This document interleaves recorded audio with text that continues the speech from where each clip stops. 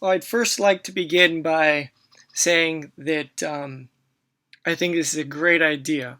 And one thing I always talk about is the concept of intrinsic motivation. And I think that if you survey the landscape right now, um, I think a lot of people are searching. These are definitely interesting times, and it's allowing for things that are very creative and different pathways of doing things that people are doing for the first time. So, would I be recording this right now if it weren't for this situation? Probably not. So anyway, I just want to start by saying that I think it's great that this is an assignment, and instead of it being in the way that a lot of coaches are doing right now, and not that I'm against that concept, in giving advice to players as to what they should do with regards to volleyball and practice and getting better. And it's definitely breaking the cycle because you go from a period of us practicing and touching a volleyball almost every single day to it being very difficult to do that and maintain having fun while doing it. And there's different organizations, I would say high school teams or club teams, that where people are searching for the right answers to keep engagement going. As to whether or not that's the right thing or how much of that you should do, it's tough. I mean, it's hard to maintain if you're not playing a game which is fun, and you don't necessarily see the correlation between the practice and the grind of doing something that might not be that much fun. So, for example, just right off the bat, if I'm practicing by myself or trying to practice with somebody who doesn't have much volleyball experience, it's not going to be that much fun. For example, bumping the ball to myself, bumping the ball off the wall, all the different things that you can do. And there's a lot, and we'll go into that. But if that's all you were doing, if there was no game attached to those repetitive tasks, and at the end of everything, you didn't see that you're going to be able to be with your teammates again and compete and play and represent your school, or I mean, all the different reasons why people play sports. And I think there is no one reason. Everyone has different reasons for that. But anyway, if you didn't have that long-term goal of building towards that game, I don't know if people would just pick up a ball and bounce it to themselves and pass it off the wall. And maintaining that over a course of time, which doesn't necessarily have an end point yet.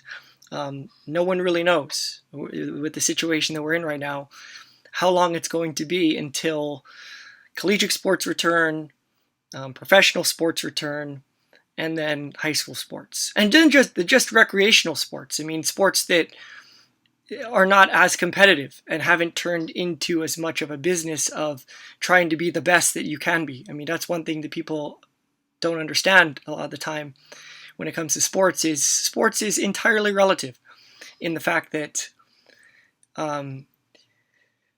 you can compete at any level, and as long as the levels are close in those competitions, it's fun playing. I mean, if you take ping pong for an example, if you have two players that just started playing ping pong and are very close in skill level, they could play for a couple hours and have fun.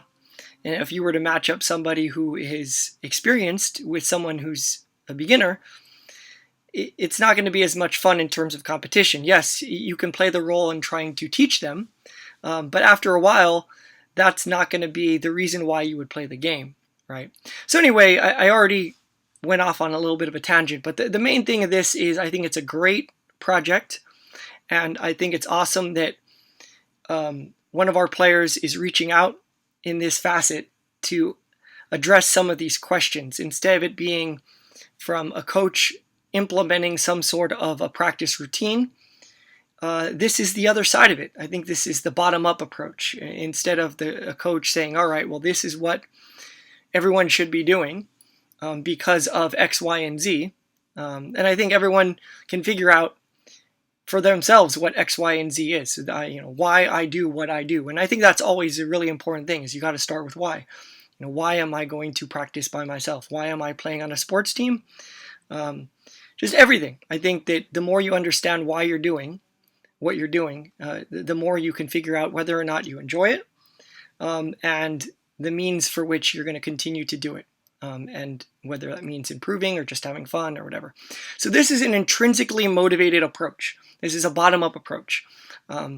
We have players asking these questions as in a means to want to get better. And I think if you can encourage people long-term to do things bottom-up, those things last a little bit longer. Instead of it being a constant stress or external pressure to do the things that you do those things because you want to do them. And you craft in a creative way a vision for the goals that you have, how you want to achieve them, why you're doing what you're doing, right? And that's one of the things I think is always really important, is intrinsic motivation. And, I feel like you have reward-based motivation. I'm going to do this because I'm going to get something in return for it. And there is a lot of that in sports and a lot of things that we do. I mean, if you grow up, or when we grow up, you get your job and you get paid for do your job. And a lot of people do their job because they get paid for it. And as soon as they become financially stable, meaning retirement or early retirement, they'll realize that maybe they don't want to do that job anymore. Or if they really enjoy their job, they're going to continue to do it, and it's not for the money. And what situation you're in is dependent upon a lot of different factors. What you do to put yourself in a certain position, the talents that you have, the situation and environment that you were brought up in and innately placed in will determine how much flexibility you have to do what you enjoy doing. So there's reward-based. I'm going to get something in response for what I do, which is money or some sort of thing that you need. It could be a bartering system. I don't know. Then there's the fear-based, and I think that there's a balance in our early lives of all the different things that motivate us to do what we do. If I get in trouble and I am fearing that I might not get something, and that happens in the workplace too. It's not just I make money when I go to work. I think that if you don't go to work, you're going to lose your job. And there's some fear as to why you do what you do in everything. And so is the reward. But the most important thing is if you can build things in your life that are intrinsically based, the things that you want to do, and you craft your world and your story, and you find motivation and passion and excitement and joy in what you do, I think you're going to be more successful, and you can upkeep that for an extended period of time. If it's reward-based, I think sometimes it is based upon the reward. Am I going to be able to sustain this type of reward if someone else is rewarding you, or however the reward's coming in, right? The same thing comes with fear, is if that fear suddenly disappears. If I have a coach or somebody above me that's making decisions and drafting your own vision and encouraging you, or encouraging you, but also scaring you in the process, like, hey, well, if you don't do this, then you're not going to get this, that voice will one day disappear, because there's a lot of things going on in the world. And as we get older, so much of what we do is based upon that vision we craft for ourselves. So the sooner you build that intrinsic motivation, I feel like the more sustained and long-term and passionate will be the things that you do. And that was much longer than I anticipated. I just wrote intro here on my notes, and I just started talking. And I don't mean to blab on, but I think those things are related. And I think it's an amazing project that we're doing right now. The fact that one of our players has reached out in finding ways to practice and get better and understand the situation that we're in, instead of it being totally a top-down approach. And yes, I mean, there is an assignment attached to it, but I think that the idea of what you do with the assignment is crafted by the willpower of what you want to do. I don't think an English teacher or any teacher that's assigning the concept of a podcast or a conversation is going to draft it exactly into, well, how can we get better at sports? I mean, I think it's that internal drive that is causing this conversation to happen, or however this conversation is happening. So the first question that is on my list here that Martiza has provided to me is, what are some things a volleyball player could be doing at home right now?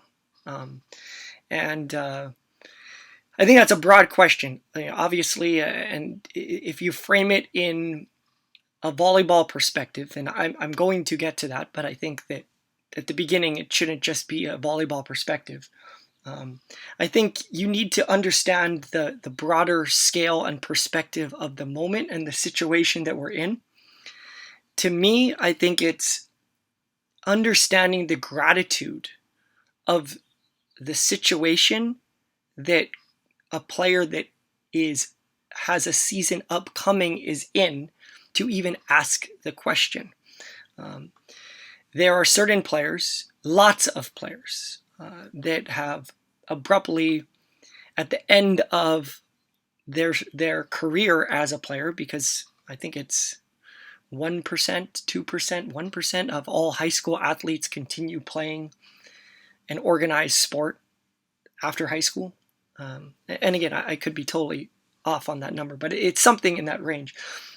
So there's certain players that don't even have a future for the cumulative effort of their skill and the sport that they love to play, because their season ended abruptly. So to me, I always try to put myself in two shoes, or hats. I mean, one would be the gratitude for knowing what I have, and then the other side of it being what I don't have, and other what I have, right, and the things that I could not potentially have, right. There's certain other people in the world that don't have a lot of things. So losing a season is not even on the page of a lot of people in the world, younger people in the world, because just having the opportunity to play sports recreationally and have the time to do that and the resources to do that is already puts us in a tier that's higher than a lot of people throughout the world. And it's hard to understand that perspective. I think that even if you travel a lot and really think about it on a daily basis, putting ourselves in the mindset of just the opportunities that we really do have is really important. But back to the other side of it is just the gratitude of the fact that I'm grateful, if I'm a player right now, that my high school career or my youth playing career is not over, and there's some sort of a future to it, even though it's unclear and maybe a little bit cloudy, right? So I think that's the first thing of the situation, is just understanding the mindset of what's going on. Not related to volleyball, but going to the question a little bit, which is, what can I do at home? This is an amazing time. And I'm not just trying to be positive when I say that, right? I mean, and again, it's yes, there are some bad things about this entire situation, lost experiences, failure of expectations, but really, the amount of time that we have right now to work on creative projects, I think, is pretty special. Normally, because of just the way that our society is structured in the current state, in this century, in this decade, in this point of time in humanity, we're busy a lot. And when you're busy a lot, you sometimes don't have as much time to think or have gratitude or spend time with people that are close to you, or just work on things that you might work on if you did have the free time, and just let your mind wander and think about a project. So I think that, I don't know if I'd be recording this right now if it weren't for the fact that I actually have some extra time that I'm trying to fill, and maybe we'll get to something there, but it's not necessarily about what I'm doing, but I mean, what we can do. So yeah, there's creative projects that you can do. I think that right now you can really assess what your long-term goals and short-term goals are and go back to the why of things. Like, hey, when things are on pause, and not everything's on pause. Obviously, traditional going to school and learning is on pause. Sports are completely on pause. And for everything right now, there's a different level. It's a spectrum, different shades of gray, or that each aspect of our life is impacted at different degrees. So, but if you assess your why and you're wondering, well, why am I doing what am I doing? When it's on pause, you're thinking about that. It's like, well, okay, this is what I was doing every single day. Do I miss it? Should I have been doing that?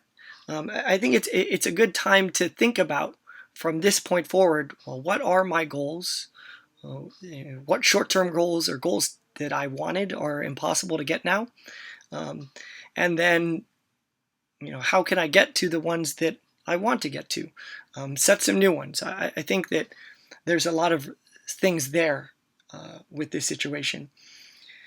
Understanding your calendar. One of the things that it's about a year ago that I heard this or read it. I mean, I don't know. It's hard to keep track of the things that float into your mind that you come across, but how busy you are. A lot of people will be like, well, I can't do this because I'm busy. So much of how busy we are is in the fact that we craft our own calendar. The things that we do are set up by us. And yes, there's certain things that are chosen for us. I think that on the average person, young adults calendar is, yes, go to school every single day. And those hours, no matter what, are consumed and taken during that time. And it's scheduled. But obviously what happens during those hours is somewhat up to you because there's some free time there. But outside of those hours, I think that there's things that we put on our calendar that get in the way of the other things that we could have put on the calendar. So you're only as busy as what you have planned for yourself. And at least at Eagle Rock High School, I mean, outside of just athletics, there's a lot of activities. You have, and I think a lot of student athletes plan their own schedule. So your schedule is the first thing that affects your calendar. Is the more challenging classes you take, the more homework you're probably going to get. And that's not totally always like that, because there are certain classes that are not an IB class or an AP class that require more work and are harder to get an A. And I think a lot of the difficulty of a class is tied to the teacher of that class and the workload and the vision they have for what they're doing with that. And I always say, put yourself in another person's shoes. If you were a teacher, how would you draft your class? I mean, maybe it's okay, well, I'd make it as easy as possible because I wouldn't want to do a lot of work. But everyone has motivations behind why they do what they do. And there is a certain level of freedom that teachers have over their curriculum. And some make it harder and some make it easier. And so there's a lot of stuff there. But anyway, speaking to that, you draft your schedule, and your schedule is going to fill that up, and then you draft what activities you're in, whether or not I'm going to be a senior class officer or a junior class officer, or I'm going to be in working with the sophomore council or the freshman council, or I want to participate in the Dust Bowl, or I want to do a skit. I want to be in whatever clubs. I mean, I go back to when I was in high school, and unfortunately, a lot of the clubs I was in was not necessary. Well, I mean, I was interested in some of them. I mean, but to be honest, I part of it, was trying to play a game a little bit, and I wanted to get into college, and it looked good. So I think my junior year, I was in 15 different clubs on campus, and ran for office in some of those clubs because apparently it looked good if you were a president or a vice president. Not all the things I was doing was based upon that, but some of the things. I mean, that's just part of playing the game and all that. But anyway, that's a whole nother thing.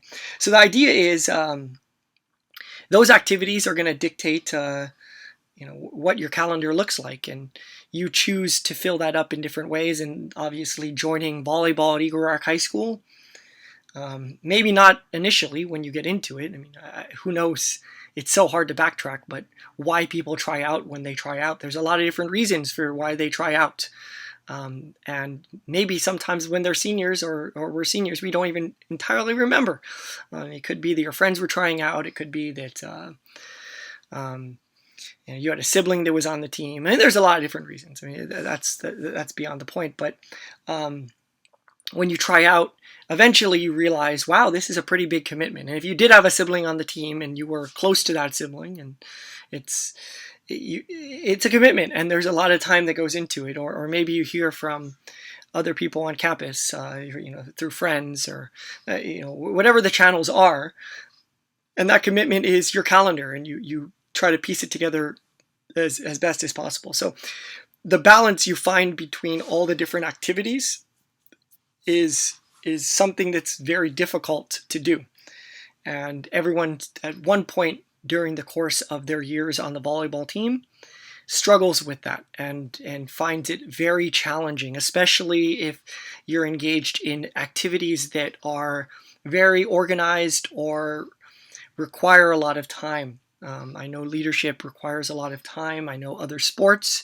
will require a lot of time too, and there's only so many hours in the day, and everyone has a different makeup. There's certain people that I believe can balance and do a lot of activities, and I maintain you should always try to get 8 hours of sleep, and if that's one regret I have, and I do that now, and that's a fact. But when I was younger, I would survive on 4 hours or 5 hours of sleep, and if I could go back, that's one thing that I would change, is just get sleep and drink a lot of water, and that's a whole nother conversation. But if you don't get as much sleep, then maybe you have more hours in the day to attribute to all the different things that you want to do. And then there's the social side of it. So unrelated to any activity, I mean, that's really important, is the relationships that we have, and the wasted time, which is not wasted time. I think that, if you say that spending time with other people and messing around and smiling and laughing and doing all the different things that we do is wasted time, I don't know. That's the reason why we live, is to spend time with the people that we know, may potentially know one day. So anyway, this isn't even related to volleyball, and I'm just kind of like blabbing, but hopefully you guys take some of this, or if you want to skip through this portion, skip through this portion. Eventually I'm going to get to something related to volleyball here. So before we get to that volleyball, I mean, going back to the question, just to remind us, it says, what are some things a volleyball player could be doing at home right now? And I've skipped the volleyball portion, and the last thing I have here would be, I mean, I'm trying to do this, is, I play volleyball.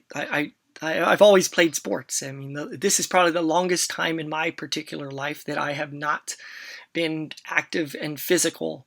You guys know I'll play ping pong. I play typically volleyball on the grass at the Rose Bowl on Sundays. And I'll play doubles at open gym.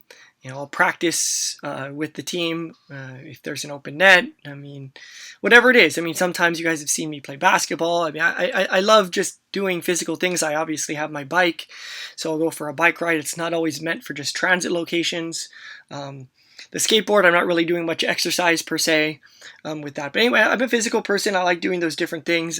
So I can't, because I got hurt. And I tried not to do anything for about 4 months, and then you add this on top of that. It's been the longest time in my life that I have not been able to play sports and do things. So it's a weird adjustment, and I was telling my younger brother that we need to order a ping pong table, so that way we can play some ping pong. But anyway, get some sunlight. I mean, I've been going outside. I've been riding my bike to just random locations, exploring Eagle Rock. It's a little bit of a cheat because I have an electric bike, but I still have to pedal. And the cool thing about that is, I read some article, I don't know if it's true, I haven't done the data, that if you have an electric bike, you actually end up biking more and exerting more force and energy than if you have a regular bike, just because you go longer distances and maybe use it more because in the back of your mind you're not afraid of that hill.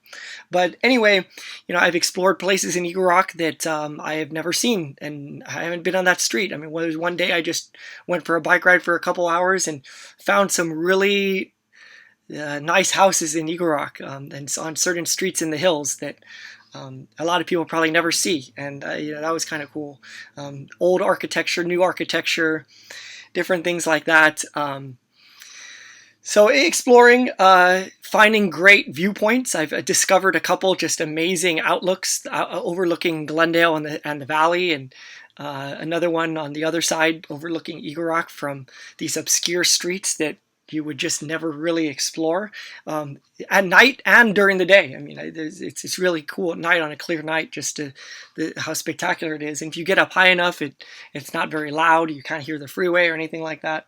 I've been thinking about doing this with the team. I've had all these different ideas. I've been waiting to do things with the team just because just letting everything kind of settle in and not just jumping to, hey, we got to stick with it and we got to do these things. Like, I think everyone just needs to let the moment settle in and figure out where we are and how it's going to be. And I think there still is some doubt how long this is going to last. And that's a whole other conversation that I could go into, and I don't think anybody has the answer for that. But I was thinking about doing the Jog to the Eagle Rock Challenge, right? And see who wants to take me up on that. And it's not a fair challenge in the fact that people live from different distances to the Eagle Rock, but just to stay in shape. I mean, that's one thing that I weigh myself every single day. I don't want to get out of shape and just eat like crazy. When you're at home, it's amazing. Like, there's just snacks all over the place, so you just can keep eating. And I think that's something that it's been a little bit harder. So before every meal, I've been drinking a lot of water and trying to, it's going to start getting hot. You got to do that anyway, but trying to fill my stomach up with water instead of chips or nuts or all the different things that are just there where you're sitting and you can munch on. And of course you can munch on things much worse than that.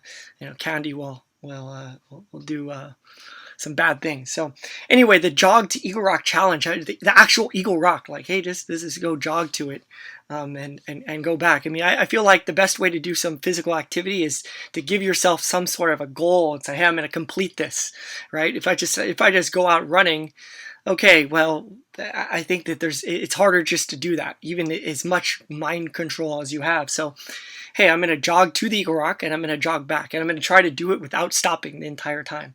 I mean, who knows if I would actually be able to do that.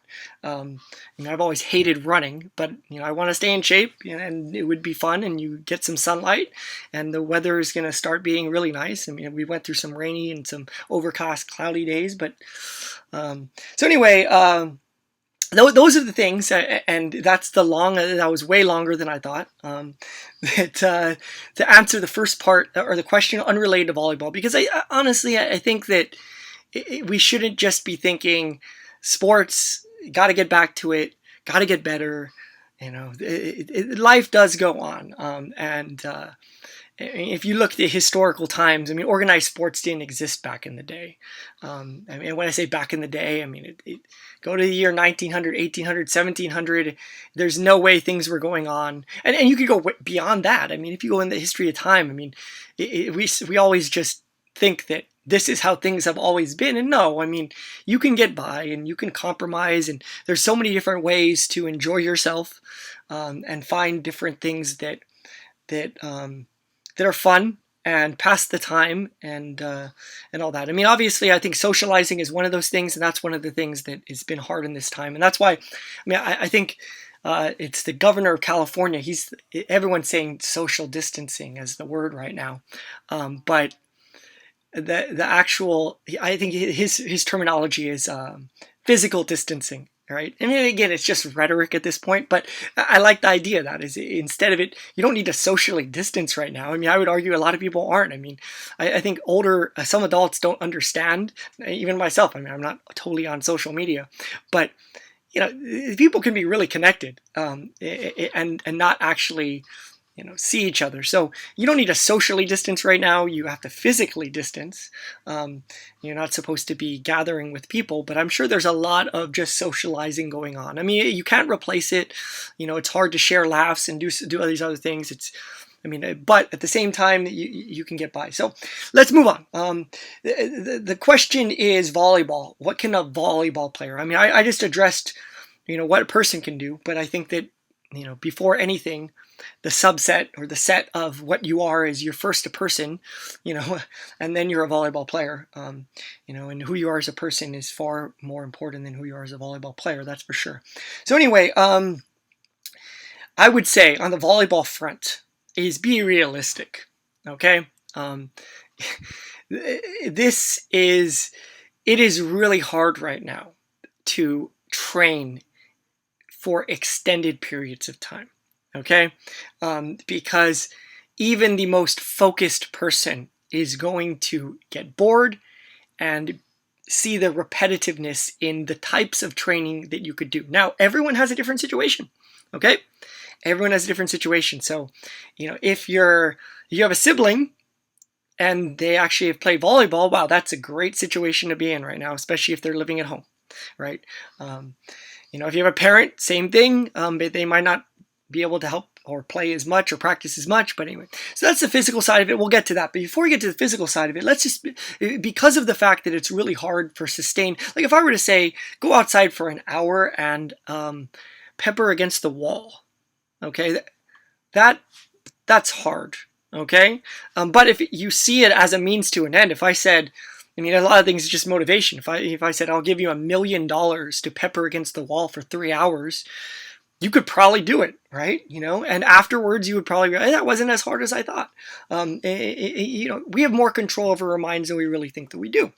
And that's a reward-based system, right? And it's how much of it is just intrinsic-based. But think about it. Let's say, the most grim picture is you're a junior right now and you have your volleyball season upcoming. If you're, let's say, a girls volleyball player and even a boys volleyball player, right?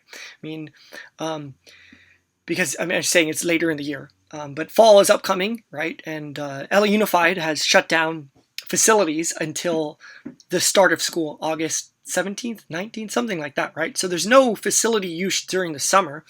Could that change? Sure. But anyway, there's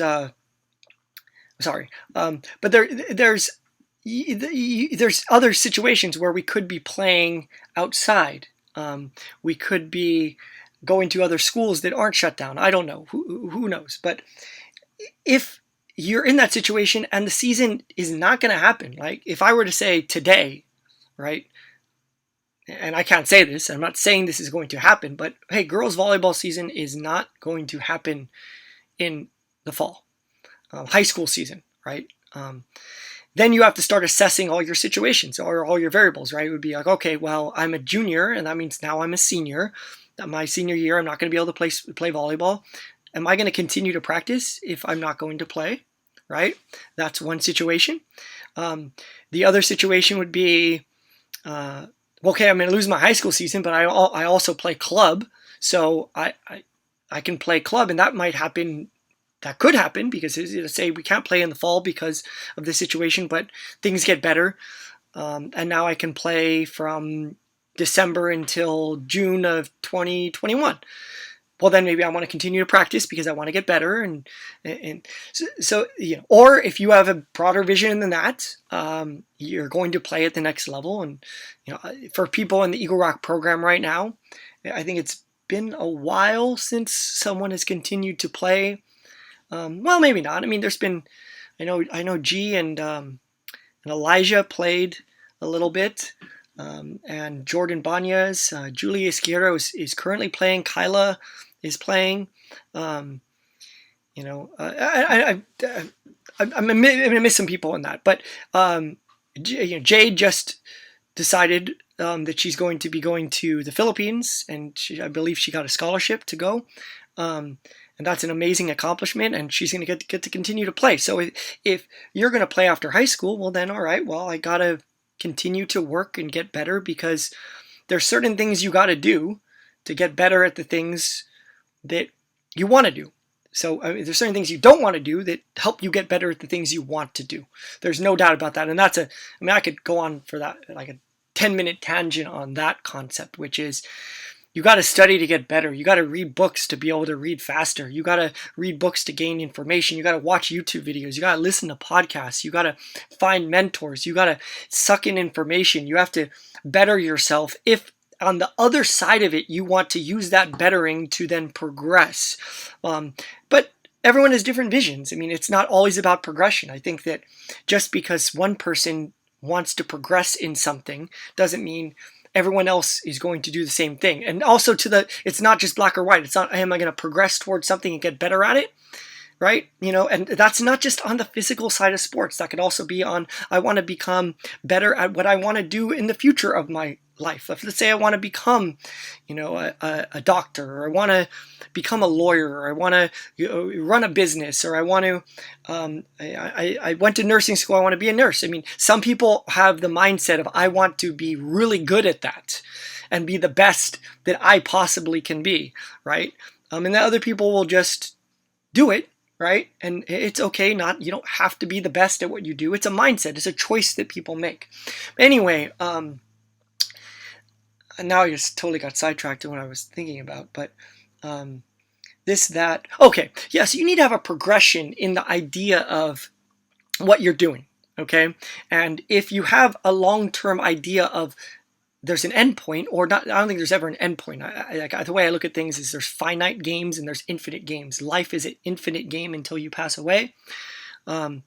Most of the things that you do don't necessarily have an endpoint. As you progress and you keep working at them, and you lose a game, you move on to the next game, and you could expand on that concept. But if you have some sort of long-term goal, then you can continue, and you're going to be more motivated to do these things, right? But if you're a junior right now and you think that volleyball season is canceled and it's over with, then you're going, well, why am I going to pass against the wall? Why am I going to pass balls to myself, right? Some of the most boring drills, and you guys know this. I mean, I don't know what, I don't know exactly what other teams do in some of their practices. We know what we do in our practices, and sometimes that is the warm-up routine and different varieties of the warm-up routine. And in the warm-up routine, if you were to have went online or in your social media feed, seen some of these video clips of some of these self-workouts, some of those drills that we've done in the warm-up routine, which is just passing the ball to yourself, one hand, two arms, in certain number of repetitions. Those are things that people are encouraging other athletes to do right now, volleyball athletes, to get better. But if you don't have an endpoint and you're not going to play volleyball in the future, and maybe that doesn't mean you're not going to play recreationally. I mean, you can, after high school, play. There's different adult leagues you can play in. I play volleyball on Sundays on the grass at the Rose Bowl with friends. Recreationally. I mean, you're probably not going to practice individually right now doing really boring drills that you wouldn't do normally, right? Think about it. I mean, who would normally just do these drills? I mean, now granted, hey, there are people out there, and I have coached some of them, some players that are very intrinsically motivated that will do very, very boring drills on their own as a means to get better. And does it progress? Yes, of course. You're going to get better. I mean, just like if you go to school and all you do is your work, well, you're going to be able to read and write pretty effectively. But if during your entire high school career, you also read a book a week, by the time you graduated high school, your vocabulary, your ability to read and write, some of the things that you would be thinking about would be way beyond just the average person, right? And that's an intrinsically based thing. But a lot of things we do in life are not intrinsically based. They're based upon, I got this from Robert Reich, he's a professor at Berkeley. I watched this online. It was he did a commencement speech to his class. I think the last class, it wasn't a final exam. It was just, all right, let's talk about the future. And you can get a lot from commencement speeches to it, and we'll talk a little bit about that later. But it was talking about when you're younger, you jump through loops that are designed for you. When you're older, you create the loops for which you jump through. And That's not exactly how he said it. I mean, I don't even, I might have messed that up, but the general idea of that is that you you're going to create the things that you're going to do when you get older, right? And if you are constantly getting better at things, then you're going to be better at creating those things. And you're also going to form a habit of building your own story instead of like when you're younger, the hoop of going to school is there. You go to school every single day, you jump through it, right? Some people jump through it more gracefully than others, right? Some struggle with it, not because they can't do it, it's just because they don't see the purpose in it, or it's not much fun, or they're not good at that particular skill. I mean, there's a lot of things that the loops of current high school are not great at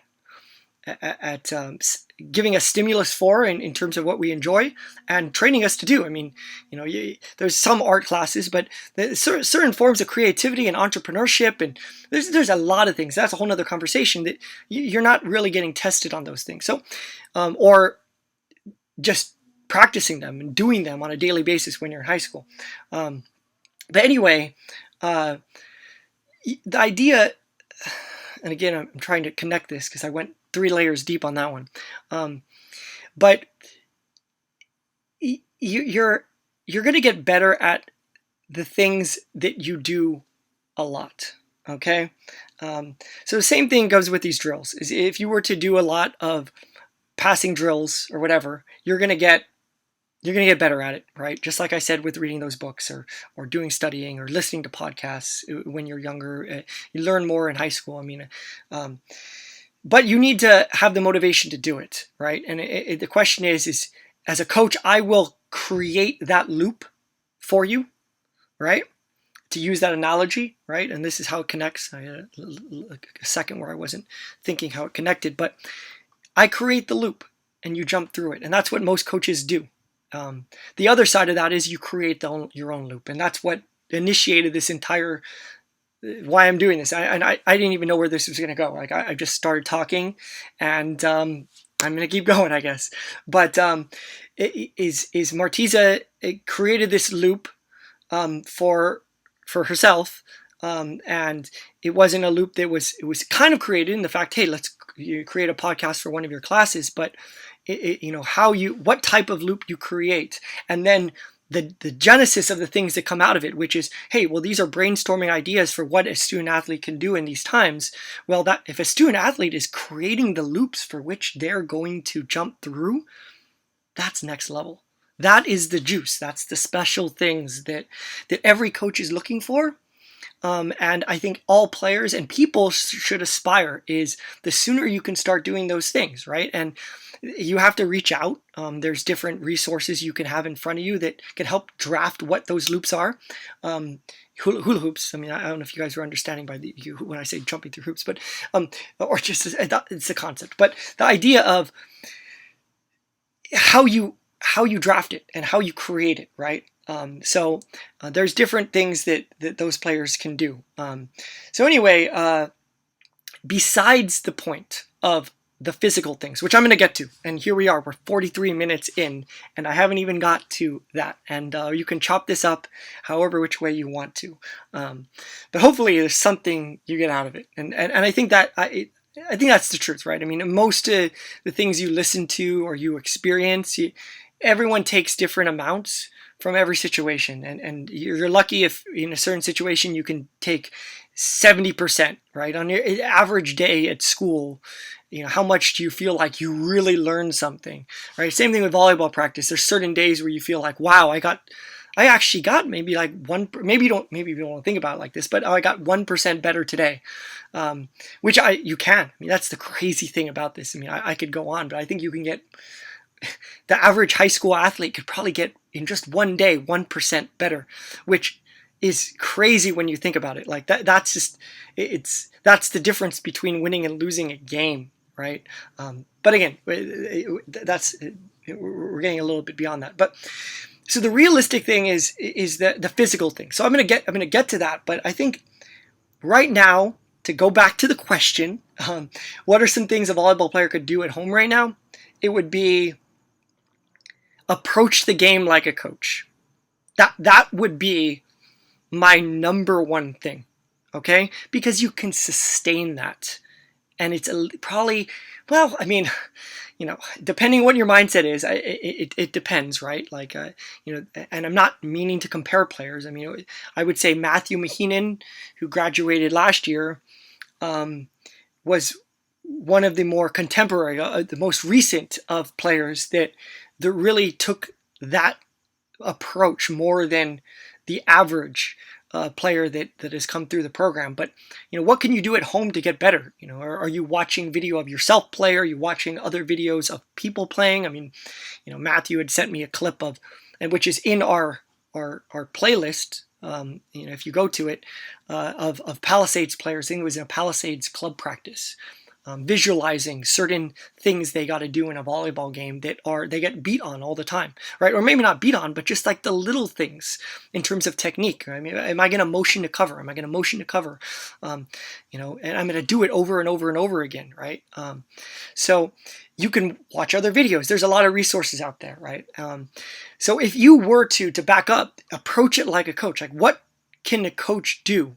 And just to give you some stuff that's going on right now, I mean, there's probably lots of things, but I mean, there's one coaching clinic series that I pay attention to is, and there's not to say it's the best. I mean, there's a lot of ones out there. The Art of Coaching Volleyball, and they have a Facebook page and they have a website and there's videos up there. There's been multiple live streams between coaches that have been coaching for years, where they're having discussions and they're bringing different people on and they're talking about volleyball. Just hours and hours of footage and conversations and experience and know-how and knowledge that I feel like help progress and can get you better at what you do.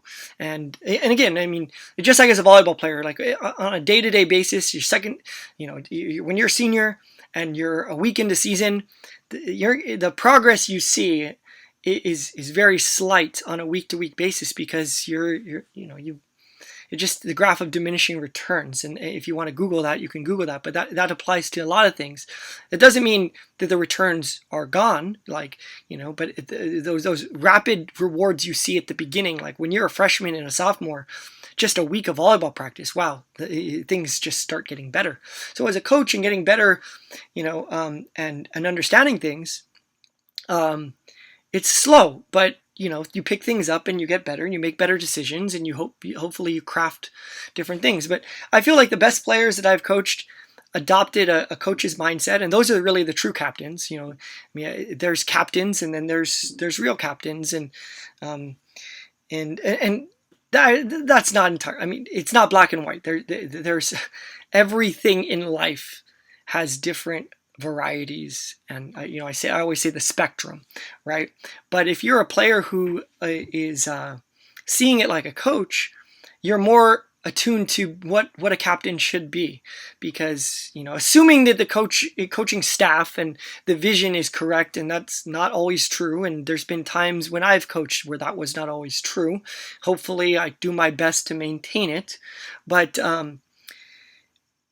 where if you're approaching as a captain the game as the coach would, then you're doing the things that maximize team success, and you basically are the manifestation of what a player should be, assuming that again, there's different versions of that, but 90% of what a player should be, in terms of how you respect your teammates and how much pride you take in your preparation, and maybe how competitive you are, and we can go on. There's a lot of different things like that. That's a whole different conversation, but I think that's the number one thing I would recommend right now, because there's so much there. There's so many videos.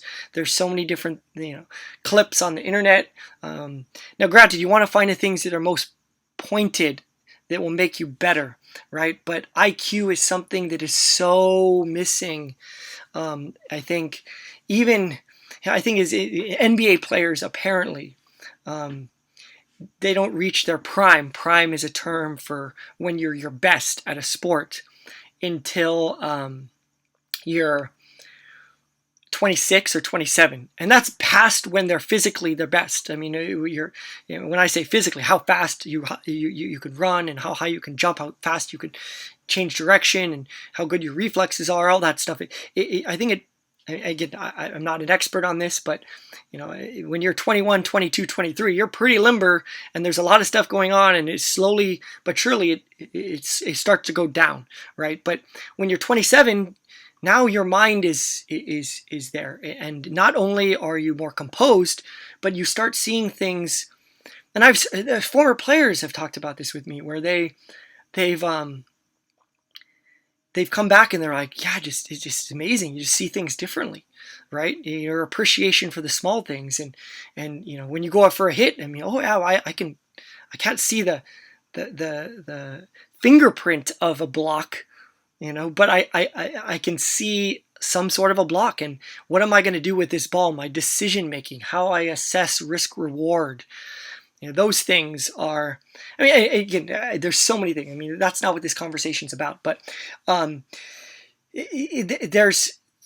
IQ aspect to what makes you a good player. I mean, Hannah Yee is one of the better players I've coached over the years, who, one of the smartest. I'll never forget, when she was in 9th grade, we didn't have a gym for whatever reason, not the way it is right now, where they've been working on the gyms, but we were outside. It's hot. It's in the quad, it's the grass, and I'm teaching rotations to 9th graders, right? And you guys all know, some of you guys are still lost when it comes to rotations.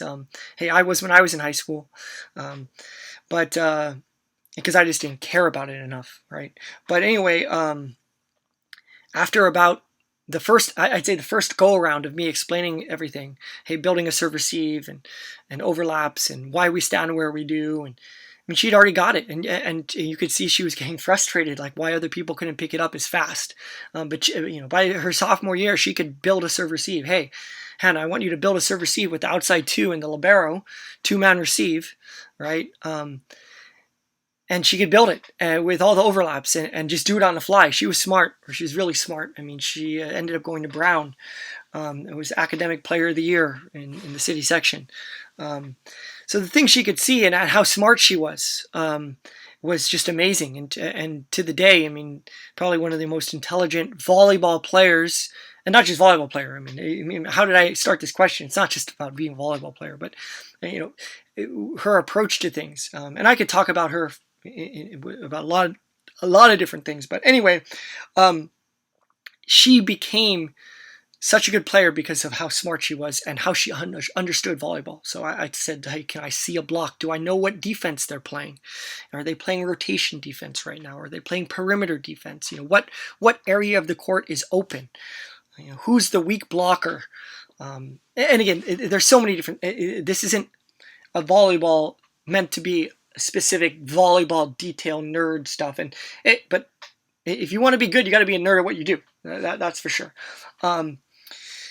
So anyway, seeing the game as a coach, I think, is really important, right? So you could watch those videos, and I've been doing that. Like I've been, if you go to our volleyball or unlisted playlist, we're up to 125 videos now. They're all about 1-2 minute clips, but a variety of different videos that are segments of clips that I've chopped up that I feel like could help you guys or an extended version of what of the system that I'm trying to preach or not preach. I mean, build and adjust and get better. I mean, building new drills, or how can we efficiently train, and conversations about mindset from other coaches, right? I mean, I put there's 6 clips on there right now from the Nebraska, and Nebraska is one of the top collegiate programs in the country, but conversation between him and his daughter, who also played volleyball, and just great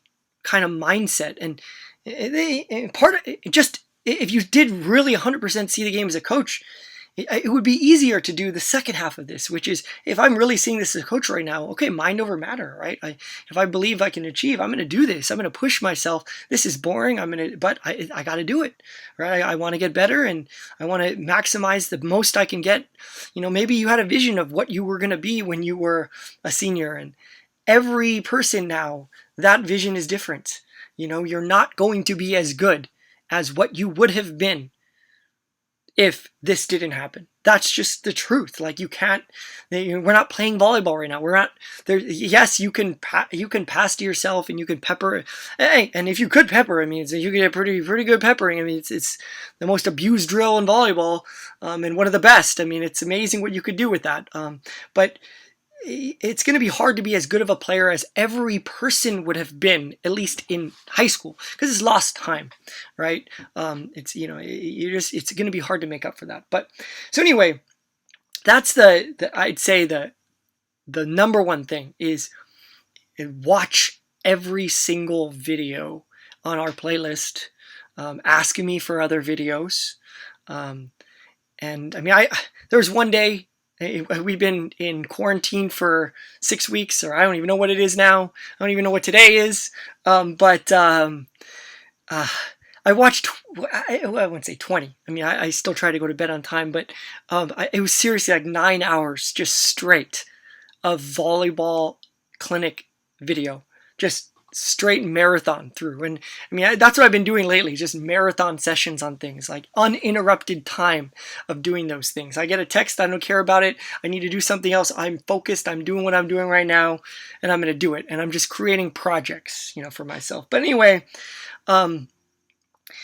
if you do that, that would probably be one of the better ways to get better right now, because that's a huge component to volleyball. And if you can teach it, you know it. I mean, imagine if at the end of this you could coach a team. Imagine how good of a player you'd be. You'd be on the court and you would just be like next level, right? You'd be out there, and we've played against players like that. I mean, I remember our boys team in 2000. The years are 2014, and there's a clip of him in our playlist. But God, what's his name?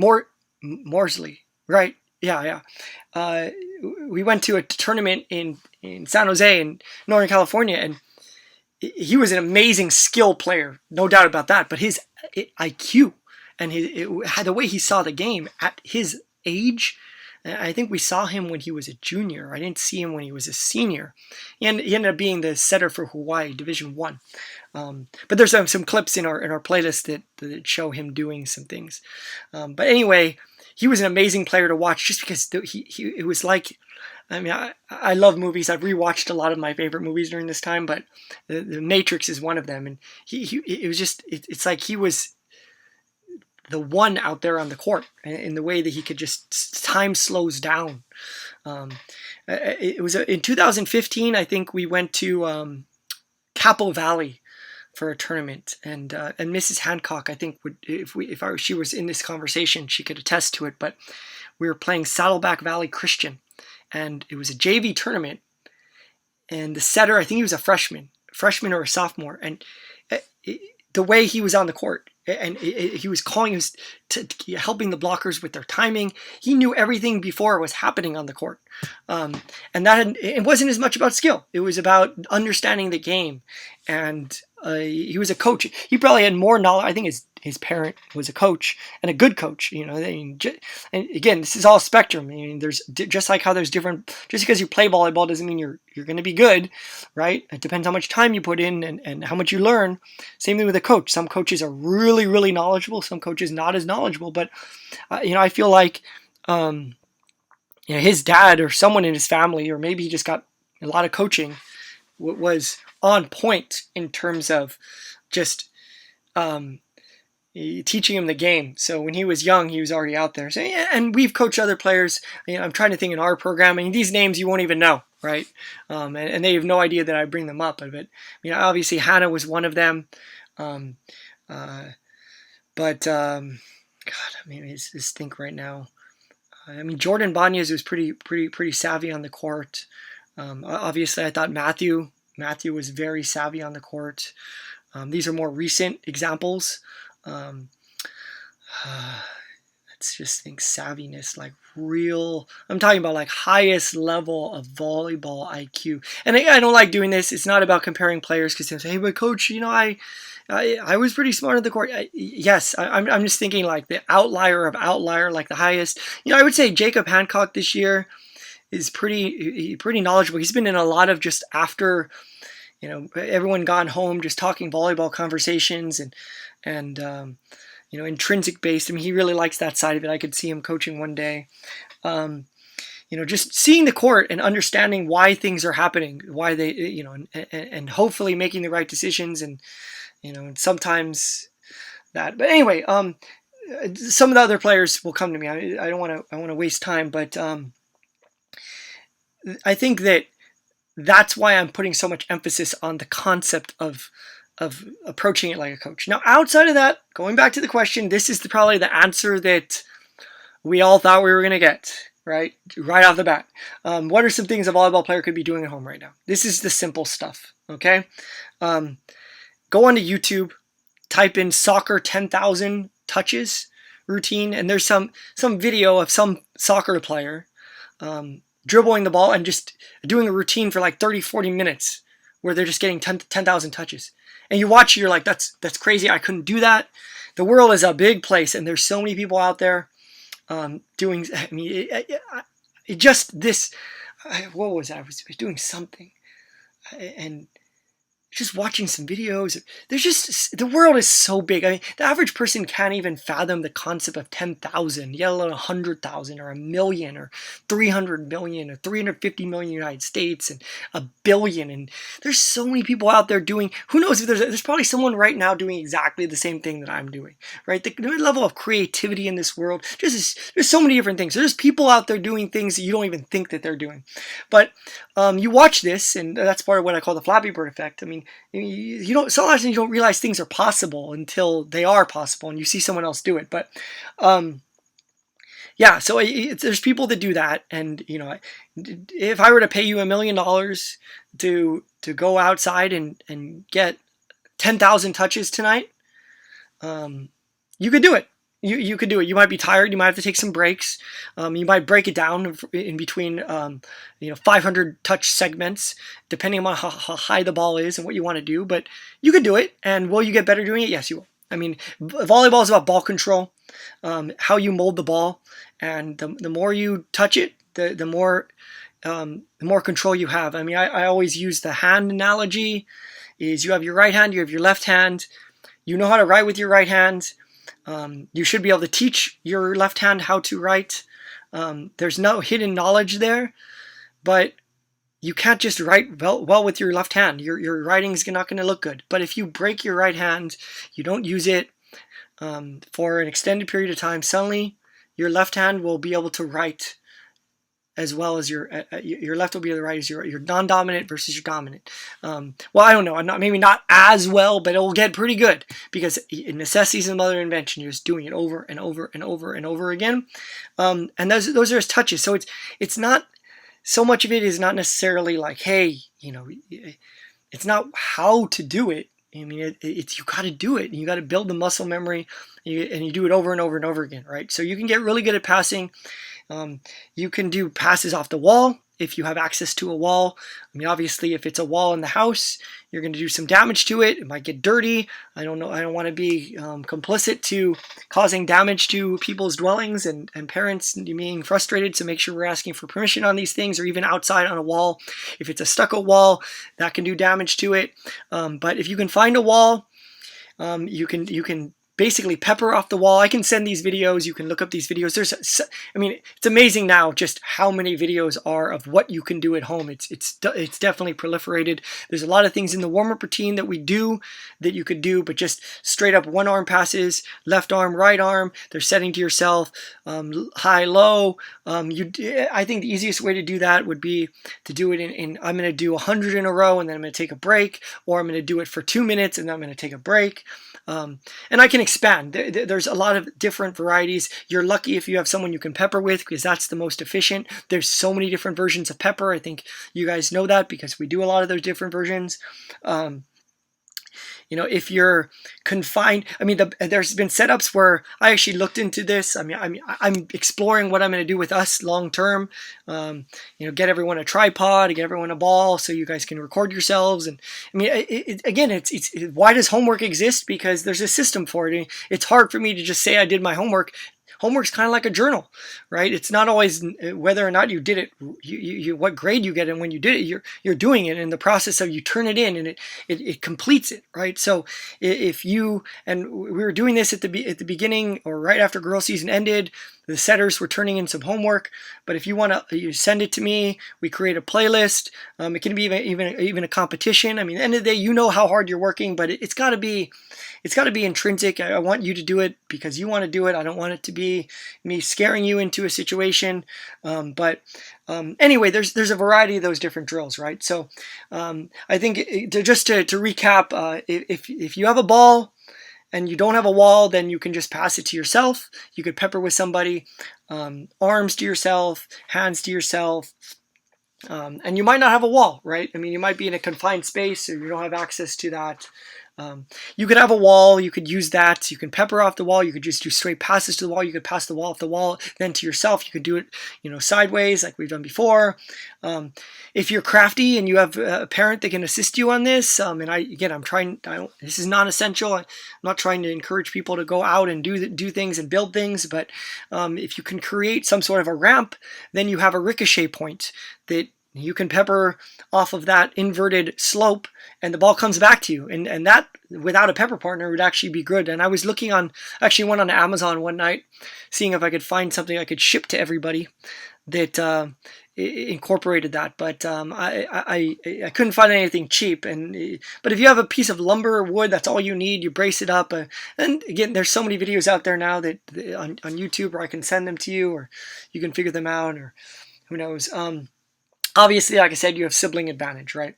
And it's not everyone's created equal in this situation. Is if you have a sibling, you have an advantage. If they play volleyball, that's more of an advantage. If you have a motivated parent that wants to help you, that's an advantage.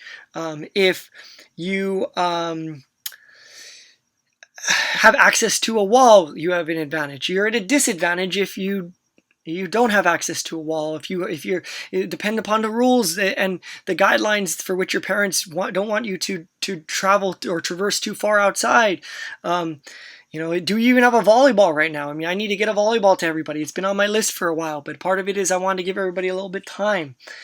So right now it's not an equal situation, but you create your situation, and where there's a will, there's a way. I mean, if you really want to do this, you can find a way to do it, and you solve that problem. So here we are. We're at 1 hour and 7 minutes. This is crazy. This is a marathon. I don't think I've ever talked this long in a row before. So anyway, let's move on to number 2. What are some drills we could do inside the house in our living room, that include touching a ball? What if there's no ball? So I kind of already addressed that, right? But I saw this really good video online that had a soft ball. See, that's the thing, is everyone thinks, I need a volleyball. No. You need an inflatable ball that might not do damage, right? I mean, I've tried to set a golf ball before, okay, when I was bored.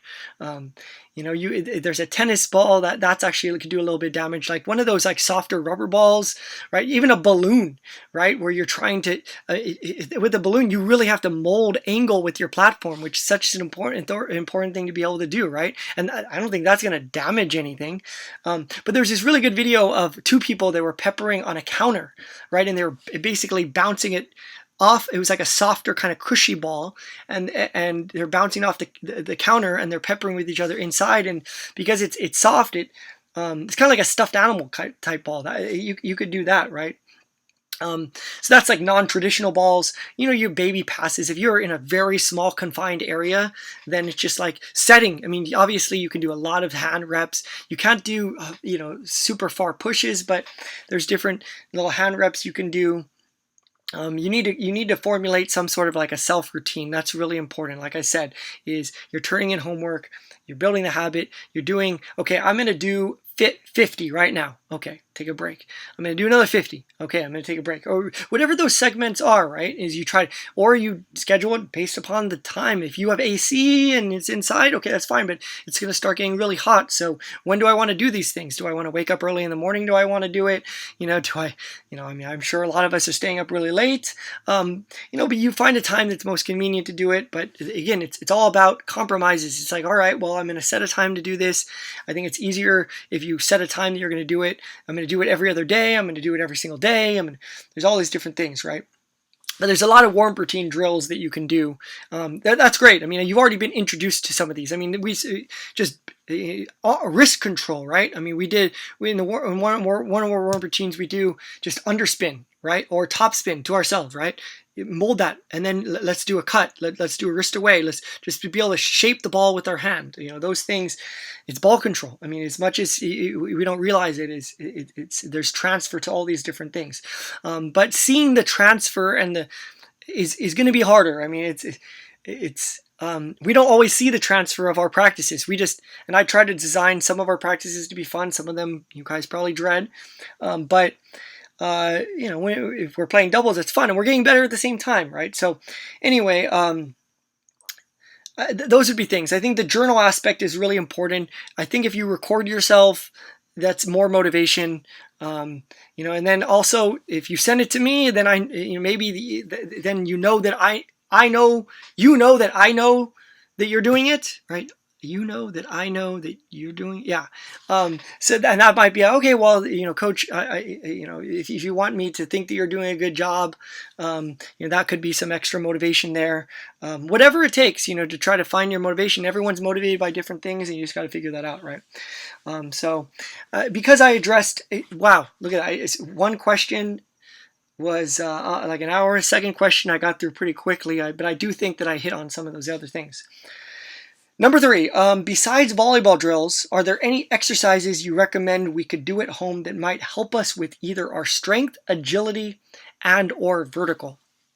So this is good, right? Because this is balance, right? Instead of just going outside and over repetitively peppering with yourself, basically, or just peppering with another person, which when I was younger, did marathon pepper sessions. I thought peppering was fun, especially when you get a partner that can hit it hard and to target. I mean, most of the errors in pepper are hitting, right? So as much as we think we can actually control the ball, why do you think we struggle to hit when someone sets us? We can barely on the ground hit the ball with velocity and get it to go to the sweet spot of the person we're peppering with. So there is a lot of value in that. If you can do it on the ground, you can do it in the air, and if you can't do it on the ground, a lot of times you can't do it on the air, or you're not going to do it as well. But anyway, I think that besides just volleyball, we're just trying to stay active and be physical, and I've done that too. Okay, so I think YouTube is your friend. It's not just volleyball, home exercise routine. Right? Sometimes when it comes to YouTube, it's always what is the right search term. It's a vast amount of information. But the cool thing about it is once you search, and I guess TikTok does this and Instagram will probably do this too, is once you search for something and you've got a couple of videos on that, then you have the recommendations, right? The AI that's giving you recommendations. You get videos that are similar. And then that is just a bottomless pit in a good way of just more different creative ideas. It's amazing some creative approaches you can see out there that have been recommended to me through the AI mechanisms of those platforms. So when it comes to strength, I've started doing this. And part of this has to do with I've just found no matter what, I'm eating more because I've been at home more. And there's a lot of snacks around. And my number one way to combat that was just a big glass of water whenever I felt any kind of urge of eating or snacking on something, and then suddenly I feel a little bit fuller. Because I don't know if this is true, but I read something that if a lot of times when you feel you're hungry, it's not because you're hungry, it's because you're dehydrated, right? And I don't mean sugar drinks, I mean just straight up water. I mean, I haven't had a sugar drink. I had one pineapple juice the other day, but it's just been straight up water. But anyway, is I've been eating more, and I'm like, wow, I want to stay in good shape. I just don't, that's just one of my long-term goals that's tied to other goals is I want to live for a long time. I want to, so anyway, I started doing push-ups, right? And I did a lot of working out when I was in college. It was something that my roommates were doing. So I used to go to the gym a lot, and I stopped. Basically when I started coaching volleyball and then running the year-round program, certain things that I just didn't find as much time, and that's fine. But anyway, going to the gym was really hard because it's a routine and also just costs a lot of money. I remember right when I got done with college, it was $20 for the semester to use the school's college gym, which was an amazing gym, probably better than 24-hour fitness.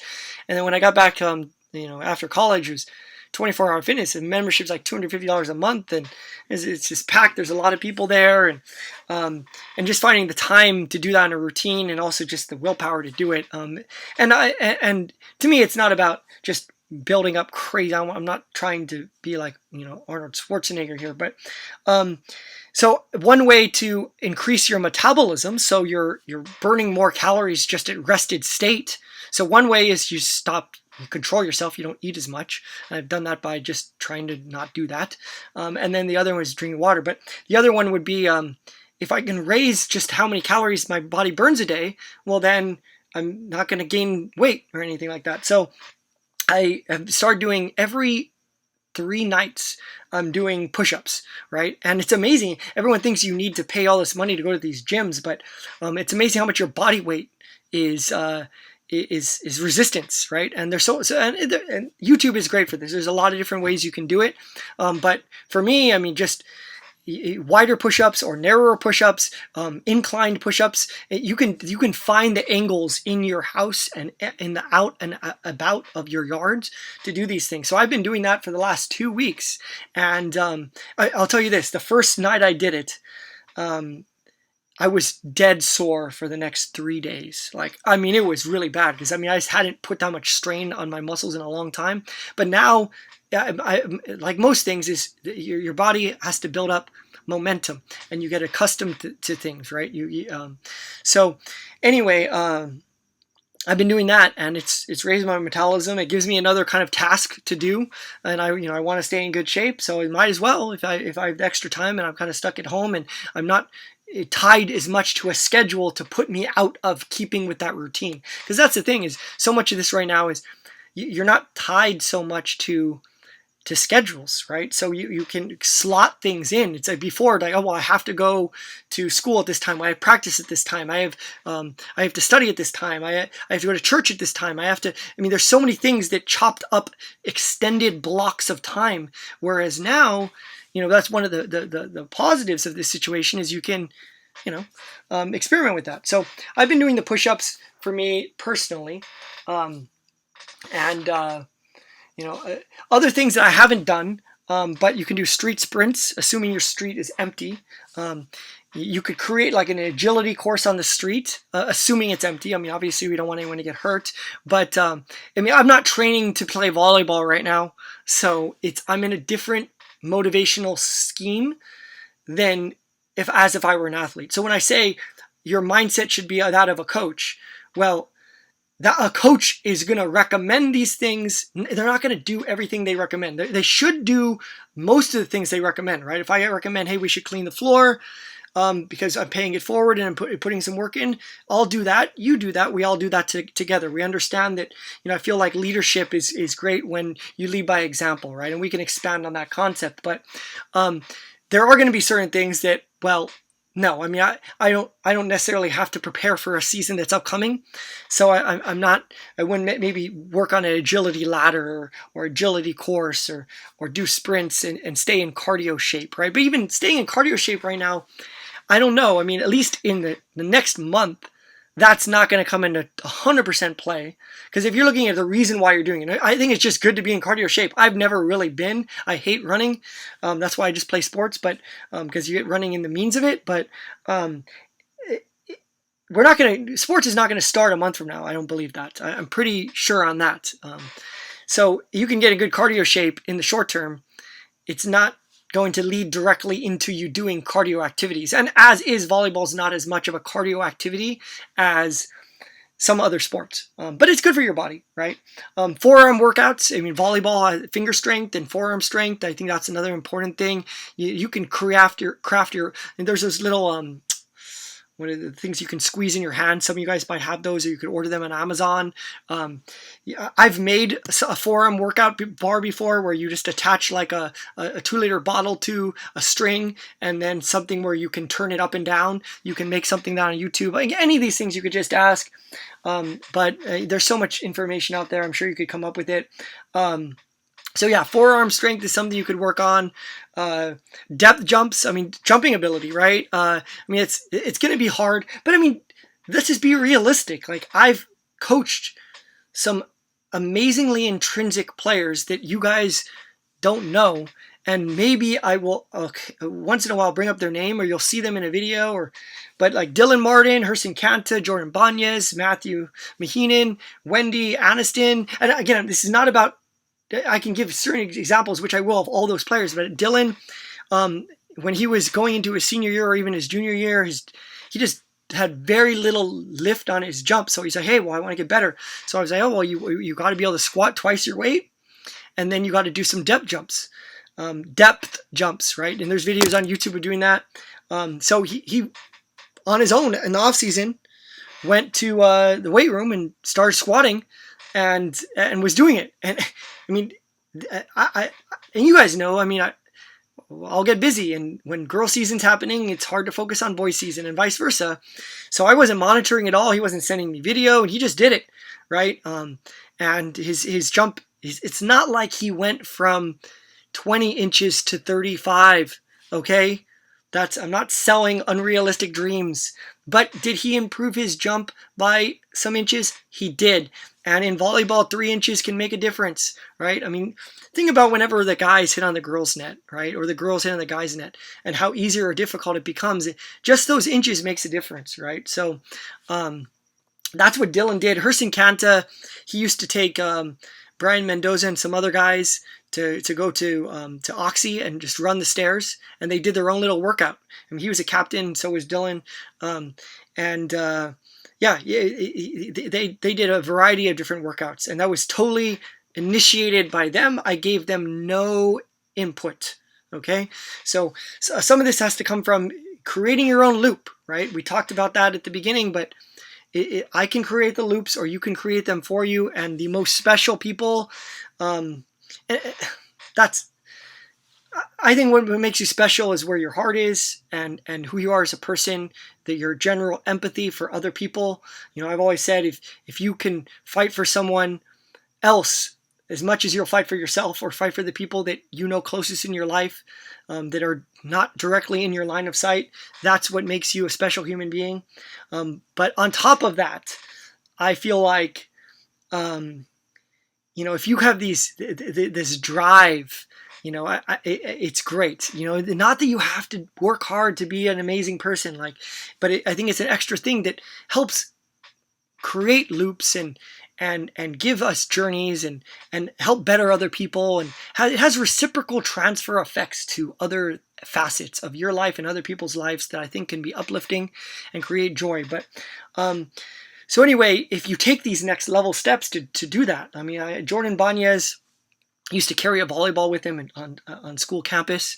And, you know, I'll never forget, I mean, there's both sides of the coin, right? I mean, a couple of his teammates his senior year laughed at him, you know, and made fun of him, you know, called him the pro because he did that, you know. And you know, I just turned my head. I never really addressed it, but it was like, you know, he was so passionate and cared so much. And that's what tends to happen sometimes is, you know, other people will get in the way and think you're an overachiever or you're doing too much. But the world is a big place, and sometimes in your own bubble, it's hard to know because you know, you are an outlier sometimes, but you need to have the courage to do the things that draft your vision of what you want to be and where you want to go, and hopefully people don't get in the way. I mean, I'll never forget, you know, one of my buddies wanted to, I actually sent him a text earlier tonight, you know, he wanted to be a comedian. And I remember when I was in my 20s, early 20s, I'm like, you can't do that. What are you talking about? There's no money in that. And here I was discouraging him from something that, hey, now that I think back on it, he was one of the most witty people that I knew. So yeah, sometimes people get in the way, and the people closest to you, of what you want to do, and having the courage to do those things when there are naysayers, it's hard. And I would say, Dylan, Hurston, Jordan, when they were doing these things, not everyone else was, and sometimes it's a competitive thing. It's like, it makes the other people look bad, and it's not about that. And some people, it's amazing how people perceive certain behaviors and what people are doing that are inaccurate because they just don't talk and they don't have communication. And that's and that's part of the reason why I'm talking forever in this thing. Is, I'm just talking. So anyway, Matthew, I multiple stories, but he sent me a clip it's 6:30 a.m. on a Saturday one time with a video of him watching us play at Burroughs, I believe, and just looking at different ways to get better and analyzing. So that's not physical. That's the other side of it, right? So you can do physical things. I know after, and sometimes until something bad, this is a whole broader concept, and I don't want to go too far out on another tangent, but the idea, sometimes failure is the best teacher. And another one of my favorite quotes is like, your true resume is the painful accounting or recounting of all your failures. But sometimes you have to misstep and fail and to appreciate the things that you have, right? Because then you lose them. So for Matthew, like, he had his health, and this puts this in perspective. Anyone who lost their season this year, you lost your season, but so did everyone else. Imagine if you got injured and you weren't able to play the entire season. Or, there's other things that could have happened too, right? But anyway, you get injured and you realize, wow, I didn't realize how much I appreciated that. And then you respect the health of your body more through that failure. The first time, hopefully never, but the first time you get in a car accident, you realize, wow, I got to be safer. Like, this really is dangerous. I should pay more attention. So, and you can expand on that idea. But anyway, I think for Matthew, he got hurt, and then he started paying even more attention to his body, and his warm-up routine was very, very calculated. And he didn't want to get hurt again, and he wanted to ensure the strength of his ankle. So I feel like, there's a lot of different reasons why you can do these different things. I know Matthew was also doing push-ups at home because he applied to the Naval Academy, and I think what he said when he started, he could only do 7 push-ups, and he got to the point where he could do 50 push-ups in a row. So, and that's just all self-motivation. Now, granted, but it is also tied to some sort of end-line goal or result, which would be, well, I want to get into this school. All right, well, what do I got to do? Well, I have to do well on a physical test because that particular school has a physical test. So I'm going to put this individual training in, set a routine on my own where I don't have a coach doing it for me. That's one of my themes here is no coach, create your own loop, no parent guiding you, right? Just straight up, this is what I'm going to do. This is the vision that I have. And I think that the sooner anyone builds that habit, the better, right? Wendy and Addiston, I named them. I have them on this list here. I remember in one of the off seasons, Wendy and Addiston, they borrowed balls on a Saturday and then I think showed up to the school on the outdoor courts. I don't even think they got a grass net. And was working on hitting because Wendy was so set on getting her hitting down, right? So not just Wendy, Addiston too. And so they went out there on their own. I borrowed the balls and we're just getting some extra reps in. Now, is that hard? In this situation, it's a little bit different in terms of we're doing things at home, but these are just intrinsically things that were not.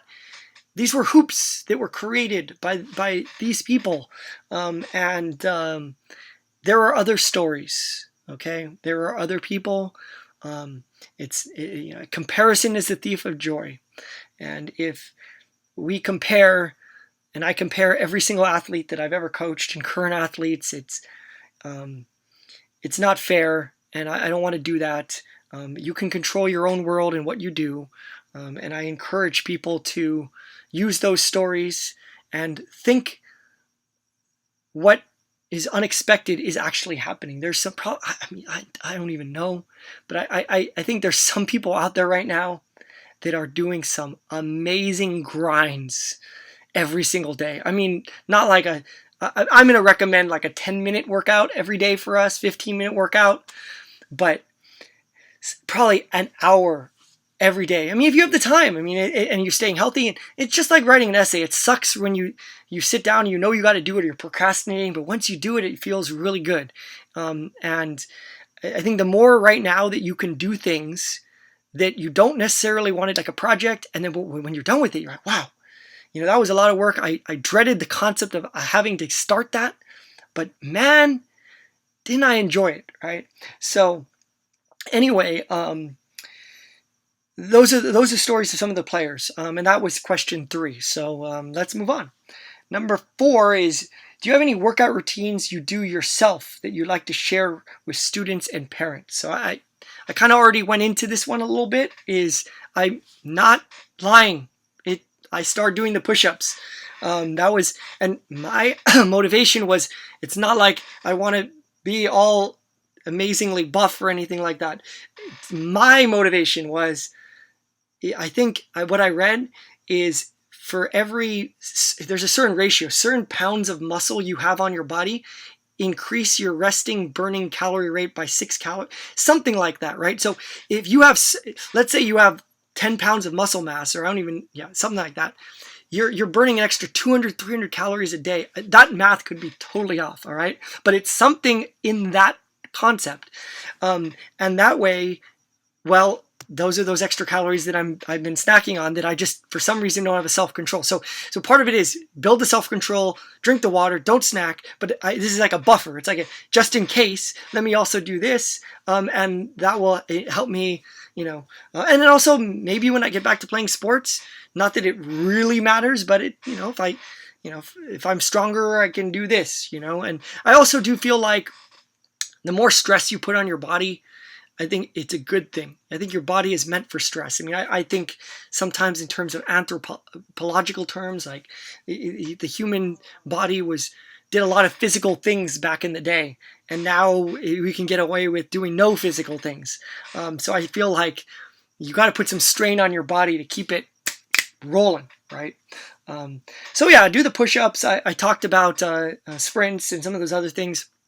I've been going on those bike rides. I mean, I think I talked about it. I talked about the Jog to Eagle Rock Challenge, jog to the Rose Bowl Challenge. You're not allowed to be at the Rose Bowl, but you can jog to it. You basically give yourself, I'm going to go here, and I'm going to go back. It doesn't need to be social, but it can be social. It could be like, hey, everyone on the varsity team, let's go do this, right? And you all post you create a TikTok video or some sort of like video, Instagram video of a compilation of, your little journey to wherever you were going, right? And when you're huffing and puffing and you're dying and you feel like you can't make it, your little water break or whatever it is. I mean, and that can be like a social kind of engagement. I mean, I don't know. I'm just throwing ideas out there. I would do it. I mean, honestly, like if I was challenged, if other people on the team were doing it, if anyone on the team like challenged me to do a task and they did it, I'd do it, right? Anybody. Well, assuming name the challenge. I'd love to try it. And then bike rides, like I said, going to different areas, exploring. My goal within the next, we're going to be doing this for a while, I think, is explore every street in Eagle Rock, become more attuned to, I've lived here my entire life, but I still am unaware of certain areas. But it's amazing, just some of those, meditative spots you can go to where you're just like, wow, this view is amazing. And sometimes you just don't appreciate the beauty of what's there, because we're always in such a rush. But just look at your backyard sometimes and look at the trees and be like, wow, it's pretty cool. So that's number 4. I'm trying to think, workout routines. Yeah, I mean, I'm trying to think. You two, I'd already said this. I think that I could maybe send some more of those things out. I think on YouTube there's a lot of things like that, but those are the things that I'm doing, right? I just want to make sure I answer the question. Number 5 would be, what mindset do you think every student athlete should have? And I'm going to start wider again. And last time I went wide, it was like an hour. I don't think it's going to be an hour. But I go with perspective. What is the moment we're in right now? And how does it relate to time and place and societal norms? Where we are right now is we've crafted our world, and our world right now is different than it was 20 years ago, and it's different than what it was 40 years ago, and 60 years ago, and 80 years ago. I mean, you start getting to certain milestones where there wasn't commercial air travel. So like one of the famous pastimes of our current society is traveling. Let's go on summer vacation. Let's go to Hawaii. Let's go to these different places. And a world not so long ago existed where that wasn't what we did to fill our time. We had other different things, and life did go on. And I don't know if people are happier now than they were before. Happiness, I think, is that's a broad thing, but it's a sum total of the trust relationships and empathetic ties we have in our lives, and those social connections, and the communication we have. But again, I'm going deep. That's a whole other conversation. But the idea is that what we've lost it's not the end of the world, okay? And there will be, for the next 3 months, 4 months, a different normal, and then another new normal after that. And this is more like the vaccine. And I mean, I don't know how much you guys have really studied all this stuff, or do you care? But I mean, I've done some research trying to figure out just how long it's going to be, because I just want to have expectations. But we'll get back to what we do. But certain things will change, because our perspective in how we see things will change. Is maybe the appreciation we have for things, the gratitude we have for things, might shift just why we do what we do, and how we're doing what we do, and the appreciation we have for things. But anyway, so the moment's bigger than sports. I think everyone's going through it together. I think that's for me, that it's not just the United States or California or Los Angeles, and granted, it's different in every area of this country, but other countries, the entire world is changing a little bit, and have lost things and gained things.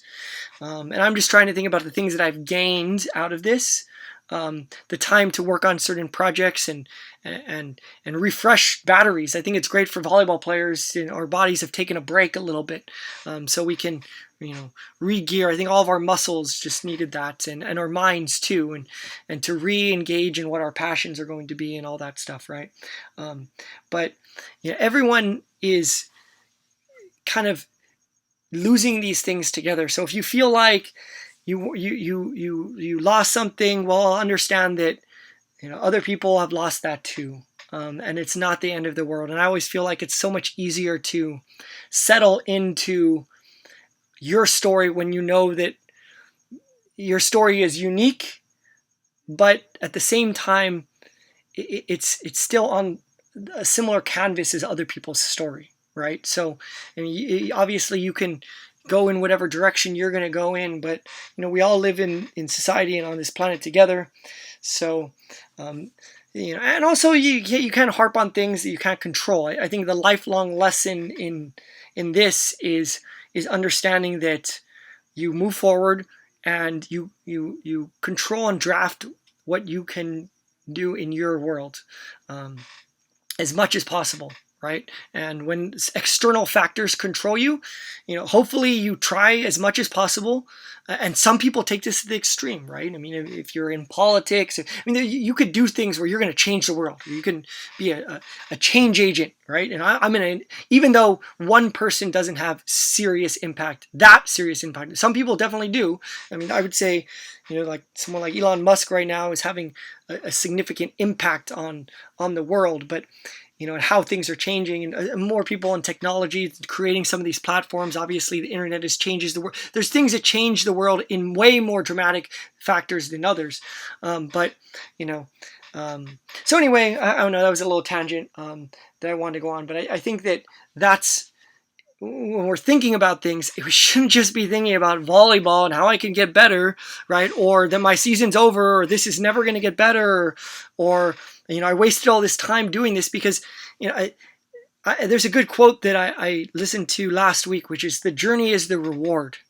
And when obviously the most salient big event in my life and in the volleyball program's life was the championship this past fall. And you could say the reward was this trophy and the moments of celebration and the lost sleep the week after, where you're just like, wow, did that happen? It's amazing, right? Oh, hard work paid off. And one of my favorite quotes of that entire situation was, just because, and I don't exactly know how I worded it, but it was, you can work really hard at something. Sometimes it pays off and sometimes it doesn't. And a lot of times it doesn't, especially in sports. In that situation, it paid off. So, I think that's a big moment that happened in my life over the course of that. But what is more impactful long term, realistically, right?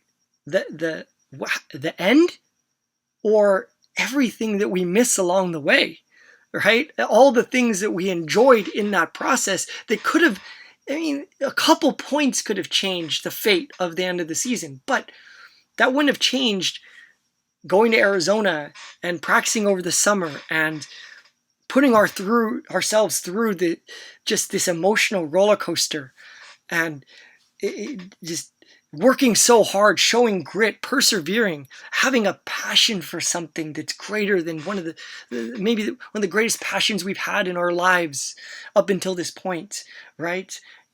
Obviously the hard work, the camaraderie with every single person, right? The team spirit of the genuine enthusiasm you have for when other people had these milestones on your team, and how hard some people worked where it looked like it wasn't going to pay off, and then they earned a spot, right?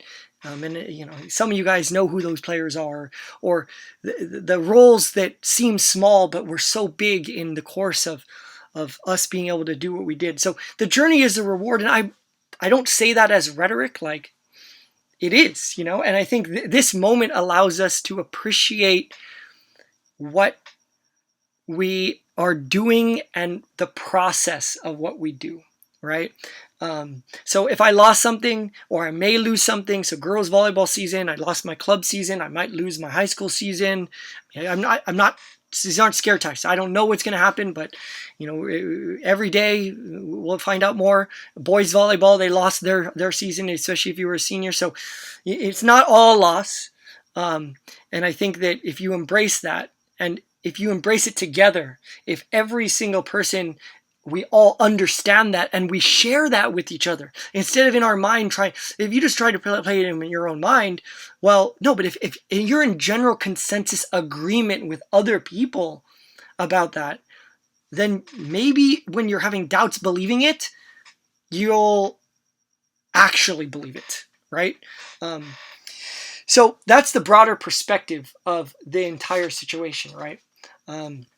I said our bodies and minds are able to get rest. I think that's important. I've encouraged any volleyball up until this point, because sometimes a break is good. Okay, it's balance, and we get to reassess. And for some of us, I think it'll give us an even greater passion, burning desire. I always use that analogy of how bedridden we are because how infectious the passion of volleyball is. And I think for some of us, we realize, wow, I just can't wait to get back. And then for some of us who maybe weren't as motivated, maybe you'll be like, well, yeah, I like this free time, and I like not having to go to the gym all the time and playing volleyball all the time. It was too much. And I might not continue with it. There's nothing wrong with that, right? But it gives you time to assess those things. You have to find out what's best for you, right? So I think that break is good, and now we can settle into the longer term period, which is I think the wave crashed, and now everything's just settling back in, and we just have to kind of settle into the new norm for the next 5 months, 6 months, 7 months. I mean, it might be until there's a vaccine, right? Not that everything will be shut down, but in terms of what we do and how we do it, and there'll be limitations on certain things, right? So, but everyone, you're not different. I'm not different. If you look at the percentages, every lifetime has experienced some amazing, profound event. And this might not even be the last one for you guys and for me, right? I mean, you had world wars, and you had 1918, and there was a Great Depression in the late 20s, and obviously you have the Revolutionary War, and you could go back through the course of time, or the creation of certain inventions, and there's dramatic shifts. And so let's not be self and say, hey, well, I can't believe this is happening during why me. Things happen, and we improvise, and we move on, and we figure it out, and life goes on, and that's one of the greatest things about the journey of life, is the creative path we all take, and once we start embracing our inner self and the courage of who we are and what we do, and we don't live through what the vision of what another person is, where it's, okay, well, I'm going to listen to this music. I'm going to be afraid to listen to that type of music because all my friends are going to make fun of me. No, I like that. I don't care if someone doesn't like it, or, I'm going to do this. This is my hobby. It's a very strange hobby, but if people are going to make fun of me, whatever. I'm going to be a nerd of what I do. I enjoy doing it. And as we get older, we find more courage to just do the things that we really enjoy doing, and sometimes those are what other people do, and we share it with them, and then other times there's very unique things that everyone does, and just having that embracing that. I think this is a moment where some of us might find that. I mean, I don't know, maybe I'm just talking, right? So the other side of it is, let's go volleyball. Let's just dig in. Let's do the competitive side of this. Let's be like, all right, I'm like, okay, this is going to be interesting. It will be the least amount of practice that a team gets going into a season, and the race is on, right? And this is a race. To me, it's always been an efficient race of not necessarily 10,000 hours, but 10,000 good hours and 10,000 efficient hours, right? So here we go. Let's say I need to install like this light switch on the wall. This is a bad analogy, but it's the first thing that came to my mind. And I need to drill a hole, okay? Well, I could try to do that and spend hours doing it with bad tools, or I could go to Home Depot or the shed and get a drill. If I use the drill to drill the hole, it's going to be better, and it's going to be faster, way more efficient. If I don't use that tool, then it's going to take longer, right? So the analogy of sports is, well, yeah, you can spend 10,000 hours, but if I go to open gym, and this is not in any way to create a situation where I want to force people to go to open gym. You go to open gym because you like going to open gym, you love volleyball, it's passion, all that stuff, right? And it does not supplement for practice, and it does not guarantee playing time. But if you go to open gym and you just like sit there on the sidelines for 2 hours, right, and just chat, well, there's nothing wrong with that. Like, if you go there to socialize, that's great. Like, it gives you something to do, right? And we all have different visions, okay? But if you're practicing and you're peppering, like if you're, waiting in line for a drill and you're only get on the court like 10 times, what's more efficient, me peppering on the side or waiting in a line where I barely get on the court? How you use your time is super important in all of this. And we have a lot of time right now, right? So if it's not going to be extended periods of time, it's got to be efficient time. And that's something we always talk about, or at least I self-talk about and try to discover the best ways to do it. So it's 10,000 hours. That's taken from a book, Outliers. by Malcolm Gladwell. But it's not, and it's apparently that's what you need to get to master something. But my 10,000 hours is different than your 10,000 hours. How efficient were those hours? Was I using a tool or was I not using a tool? So I look at more in terms of touches. Now, granted, when I say touches, well, how good is the touch? Okay, I mean, just same idea. If I'm peppering with somebody that can barely control the ball, as opposed to peppering someone who's got amazing ball control, that 20 minutes of pepper is so much more efficient with the ball control player as opposed to the non-ball control player, right? So getting those efficient touches and hours is really important. So what am I thinking right now on the volleyball side? Let's create the competitive advantage, okay? We're gonna win the race. We're gonna put in more time. We're gonna be more intrinsically motivated than everybody. It is the battle of a mini nested competition against everybody at all different levels. Who's going to be more motivated? Who's going to get more touches? Who's going to learn more in terms of volleyball IQ, right? Who's going to become a better person? All these different things, right? Are we going to have the best chemistry on the team? We're going to have leaders. We're going to learn about each other's stories. We're going to have conversations.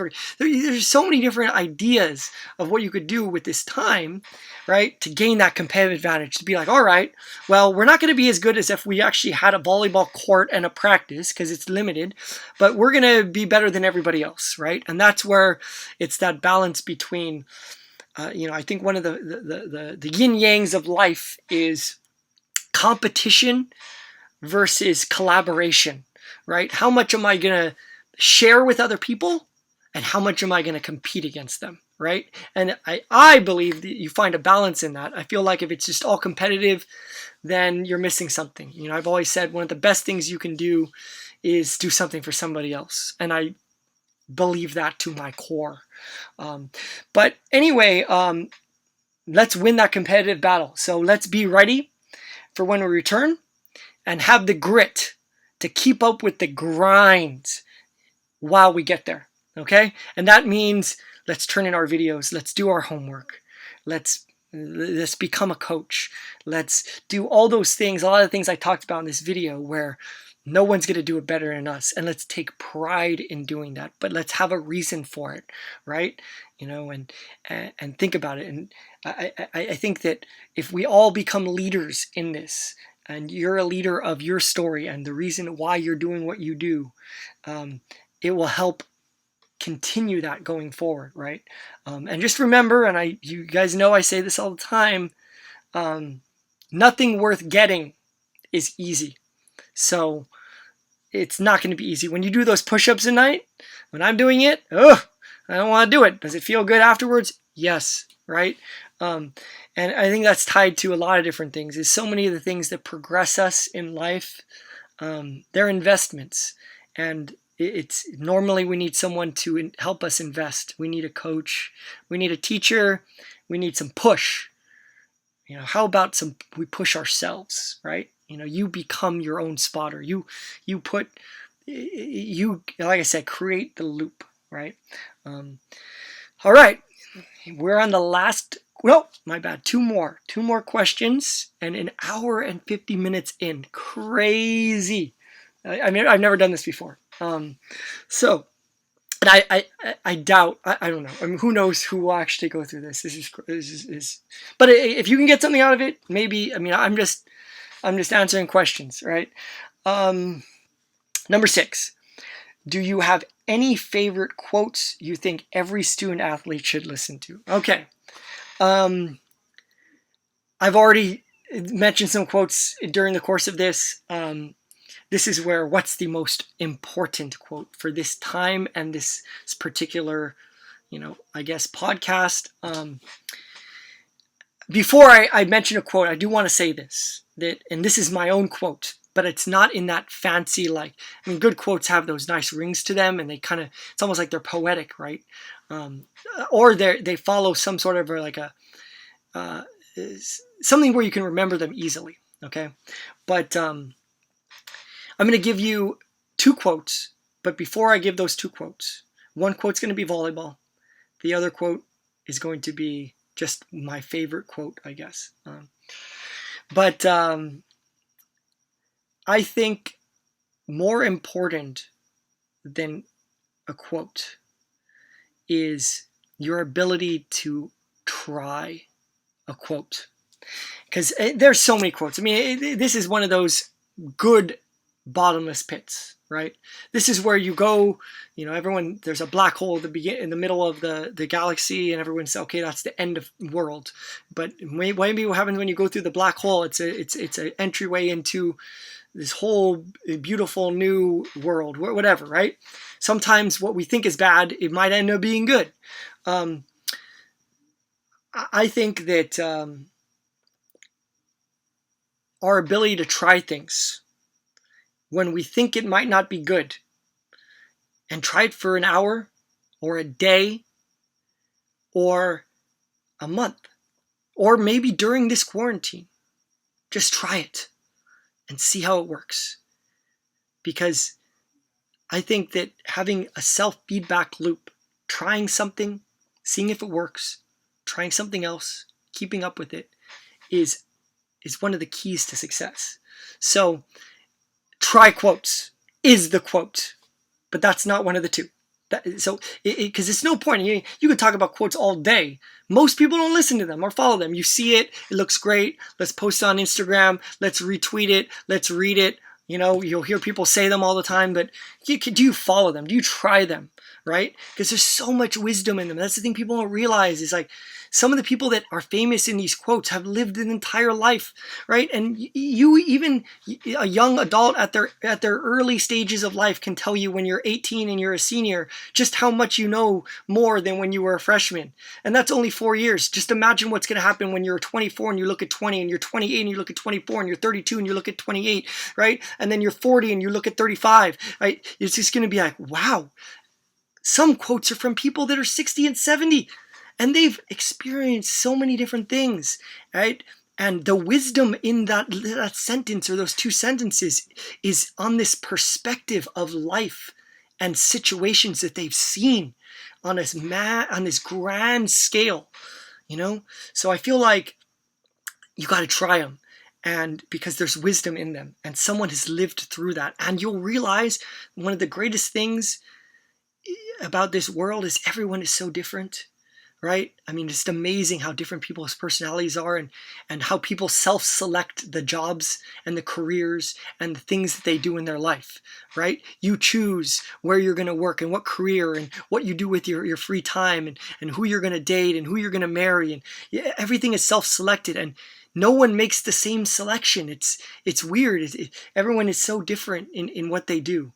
So some quotes might work for one person and they might not work for another person, but the only way to know is to try, right? So my personal favorite quote, at least of the time, in a time where knowledge is so vast and there's so much information that's being recommended by AI feeds on TikTok and Instagram and YouTube and just the internet in general. I mean, there's so much stuff out there, so much content. It's endless. You could think about it. That number of hours of time on YouTube is lifetimes. But anyway, for me, with all this information, I think knowledge is important. And I think that perspective of knowledge is really important. And I do feel like this could be close to the quote that I would give is, it's called the Dunning-Kruger effect, but most people, when they learn a little bit about something, they feel like they know everything. And that's all there's nothing else to learn. And when you get older and you learn, and once you learn even more about that, you realize how much you just don't know about something. But knowledge is important. So the quote would be, the true enemy of knowledge is not ignorance. It's the illusion of knowledge. That's the quote. And what that means is, it's sometimes it might not be what you don't know, but sometimes being convinced that what you do know is the truth. And that can shield you, or maybe not shield, it can get in the way of you learning even more, right? Because you feel like, okay, I learned something and I know it. So now I don't need to learn anything different. But it may be that what you learned and what you know, maybe you should reassess it, right? And I always say, I mean, how much time have you taken to reassess what you believe and what you think? But I love that quote just because in this world of so much information and everyone selling ideas and giving ideas and how you sort through all those things it's a complicated maze, and the maze is different for everybody else. But I challenge people to really dig into what you believe, and there's so many things in my life that I've completely changed, where I thought one thing and now I think the complete opposite, and it might change again, right? And who's to say what's right and wrong? I mean, who knows if there are any universal rules to life? But anyway, that's my general quote. But my volleyball quote for this particular time would be, "Necessity is the mother of invention." And I know it's not that profound, and you've probably heard me say it before, but when you lose something, or you're about to lose something, you appreciate it a little bit more, and it makes you think about it, and you reassess things. And when you really need something, it's amazing how creative you get. And it's the other side. It's kind of like the fear-based side of reward. I always say, if I give you $1 million, what would you do? Right? I mean, imagine if I said, I'll give you $1 million to, I use the volleyball rep thing, but let's say you have a test that you got to do, or you want to get a 5 on the AP test. Okay, I'll give you $1 million, get a 5. I mean, you could do it. I mean, you just study like crazy. I mean, so it's motivation, and you get a reward on it. You get the money, and you get the knowing. Excuse me. One of the greatest things about accomplishing something is confidence, right? Is once you accomplish something, you realize you can do it again, and it's part of going that emotional journey of realizing that when you start something at the beginning, you think it's great, and then it gets harder, and then you're like, why am I doing this? And you feel like you're going to give up, and then it's the people that and you share and you communicate with that kind of help you through that, and then you grind, you grit, you get on the other side of it, and you realize, well, why am I still doing this? But then eventually you get better at it, and you're like, wow, that was great. And once you go through that process a couple times, you're like, wow, I can do anything. Right? Well, I don't necessarily believe in you can do anything, but you never know. I mean, you don't know what your story is until you live it. And there's been some people that have done remarkable things. So never limit yourself, but I try to say the sky is the limit on those things. But anyway, I mean, I use necessity as the mother of invention in the fact that the other side of it is the fear, right? I think when you're in a survival situation, so instead of me getting rewarded by $1 million, if I'm in a survival situation,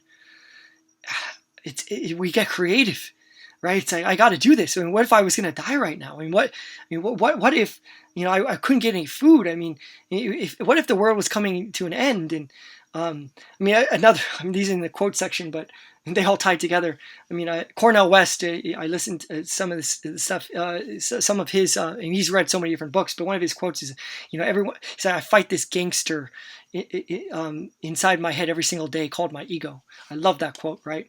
But that's also tied to this other quote, which is, you realize how quickly your ego goes away when you're in a situation of necessity. Okay, so like, let's say I was being difficult in a certain situation, like I was arguing with my boss, or I was arguing with my coach, or whatever it is, right? And then the coach is like, well, you're cut. Well, then suddenly it's like, necessity is the mother of invention. Okay, well, I'm sorry, I gotta do this, and everything changes. Right? And this situation right now is, we're in a necessity. I mean, there's a lot of people out there that are in a necessity of their life. When the last day of practice with our boys team this year, I mean, I didn't know for a fact it was going to be the last day of practice, but I did mention it to them. I said, this could be our last practice. And I say, you kind of harp on the things you can't control. But my main thing is I think for younger people, it's not as scary because this isn't life and death. But if you're someone who's older, if you have a grandparent, yeah, it's scary times because I think the latest I've heard, if you're over 75 or something like that, and you do get it, there's like a 10% chance that you will pass away. And that's a high percentage. I mean, if you told me right now, hey, you got a 10% chance, I would be like, I would create my own biosuit. Okay, necessity is the mother of invention, right? Because I value my life and I don't feel like I've lived it yet. But this situation for some people as necessity is life. For other of us, necessity, we're starting to reassess what necessity really is. What is essential? Is sports essential? Is training every single day essential? Back in 1990, we didn't run year-round programs. We still had fun. We still played sports. We are better. We're getting. I mean, with the amount of time we're getting in, the amount of ball control is amazing in volleyball now. But I mean, Michael Hancock said this one time. He's like, "Hey, I don't know how the teams in our league do it. They're not as good." And I'm like, Michael, they have more fun when they play each other, because it's more parity, as opposed to when we play them or they play us, and it doesn't matter how good you are, as long as you're playing a game, the skill level doesn't necessarily really matter that much. We always try to play up our division, but if you're competing and you're having good quarterfinal, semifinal games in D3, it's the same as in D2, same as in D1, it's the same as open, right? And a lot of that's tied to either talent or how much time we put in to becoming as good as, and yes, the failure rate is less, like we don't make as many mistakes, but at the same time, it's part of sports is failure. You can practice as much as you want. Most of your percentages are not going to be as high as serving. Like serving, okay, good serving percentage, 90%, right? It's not like a jump spin serve. But everything else in volleyball, I mean, you're a good hitting percentage, 300%, maybe less than that if you're a pin hitter. Like 300, I mean 30%. I mean, but like sports is about failure, okay? And okay, so what's the difference? I could train for a year. This is the other side of just grinding all the time. I could train for a year so I can get my percentage from 35% to 39%. If you enjoy that grind and you want to compete and you're built to that and you want to hoist that trophy, not because because you put the work in and you enjoyed that journey, right? That's great. But is it a necessity? I don't think it's a necessity. So this gives us time to reassess necessities in all the things that we do. And when we're put in that situation where certain things are a necessity, and maybe for right now, us is getting better for the season. Okay, well, let's do some at-home drills. Let's record a podcast. Let's do some creative concepts, some things that we've never done before, or things that we've talked about. I mean, we had our first meeting on Tuesday with some of the coaches, because we're talking about playoff formats, and we did it through Zoom. And there's 10 of us there, or whatever it was, with CIF. Before, we would have to drive halfway across the city in traffic, waste an hour, 2 hours getting to one spot to have that meeting. Instead, we just did it. That's a new necessity, forced that. We were capable of doing that, saving time, having the meeting, accomplishing everything that we accomplished, seeing people face to face. So we were able to do that before this happened. But now suddenly, this situation has been created. So right now we're in a time of creativity, and we got to figure out, well, what can we do to be better, right? How can we win that competitive game and readjust to the circumstances that we're in? So that's my quote for this situation. I've been creating lists. I have a Google sheet, a list of quotes, lists of things I need to maintain in, whether it's my bike or my body in terms of being, staying in shape, or there's so many different things, paying bills, but just different lists. I've listed my favorite movies, but I have lists. Whenever I have a creative idea, I add it to that list.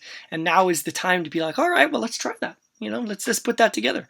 And there's going to be a couple things that you guys see that I've been working on that I think are good for, it was good. It was fun. It was fun for me to put together. So here we are. We've made it to number 7, the last question, if anyone made it through here. What do you think makes a successful student athlete? That is a very, depending on what day, I might answer this differently. It's a very broad question. But what I'm going to say is, I think it's just the golden rule. I think that, and I don't know, I feel grateful that I feel this way. And I'm not trying to, I don't fake it. I believe in empowering other people. And I just think that you treat other people the way that you'd like to be treated, and you're going to live an amazing life. And I think there'll be a lot of joy in your life. If you give back, you try to help people. I just, yeah, I mean, I think that if you can be that student, if you can be that student athlete, if you can have genuine compassion for other people, if you understand empathy, like meaning you can feel another person's pain, you can put yourself in someone else's shoes, even on your worst day, it's probably not as bad as someone else's worst day, right? And what can I do to empower another person? That, to me, is amazing. And then if you combine that, just to give you the more athletic side of it, with John Wooden's definition of success in his pyramid, and that is,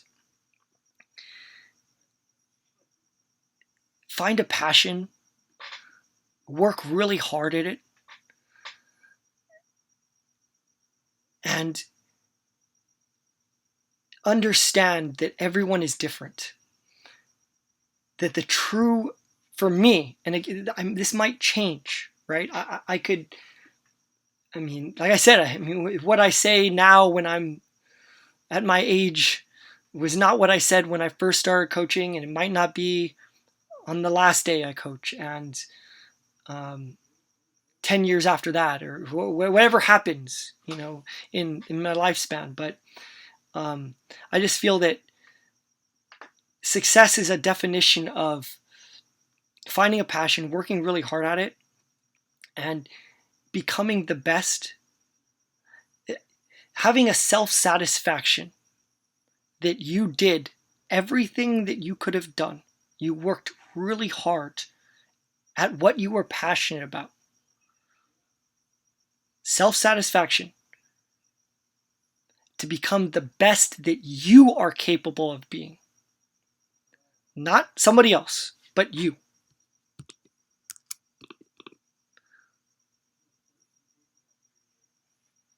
Still recording? Oh, my laptop dimmed. So it's the self-satisfaction of knowing that you did everything that you could have done based upon what you were really passionate about. Of what you could, of what you're capable of becoming. Okay, not someone else. And what I mean by that is, everyone has different talents. Some people are blessed and they're really tall. Some people can jump really high naturally. Some people are very fast. And there's different talents that people are gifted with that have these innate abilities. Innate, you're God-given. Your genes were passed on through your parents or your grandparents. And if you're gifted with crazy athleticism and you're destined to play Division I and be a professional athlete, wow, you won the lottery of lottery. I mean, I don't know what those odds are, but they're high, right? And it's not just the hard work that gets people to those places.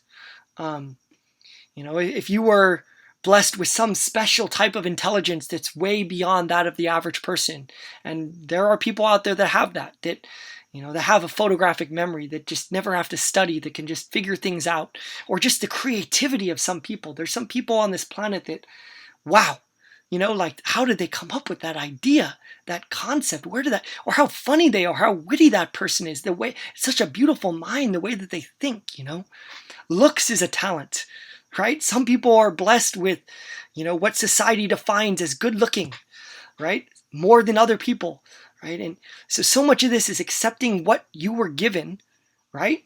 And knowing that you're not the best, most likely. I mean, it's hard to be the best at the world at something. That's why I say comparison's the thief of joy. You can only be as good as what you are destined to become, if even possible. But yeah, you some people have those things and some people don't, and you just accept those things. So yeah, that I think you combine those two: be a good person, right, and have a self-satisfaction of knowing that you did what you could have done to maximize what your potential is, not what the person next to you's potential is. Because unfortunately, one of the fallacies of our world is everyone's created equal, and not everyone is. That's just the truth. I mean, I don't know why it's like that. I can't give you an answer. The religious side of it would be, it's God's decision and it's God's will. The non-religious side of it would be maybe it's just random. Another broader side of it is we just don't know yet. I mean, I don't know. I mean, why is it some people are born with more talents than others? But I do think that, accepting who you are and becoming the best version of yourself is ultimately, for me, what can, in this point in time, could be a vision for what makes a successful student athlete. So anyway, yeah, I mean, that's long. I've never done this before. And hopefully some people got through it or you get something out of it. And for Martiza in particular, and I think it was Martiza and Mary for their assignment, I think that's what it was.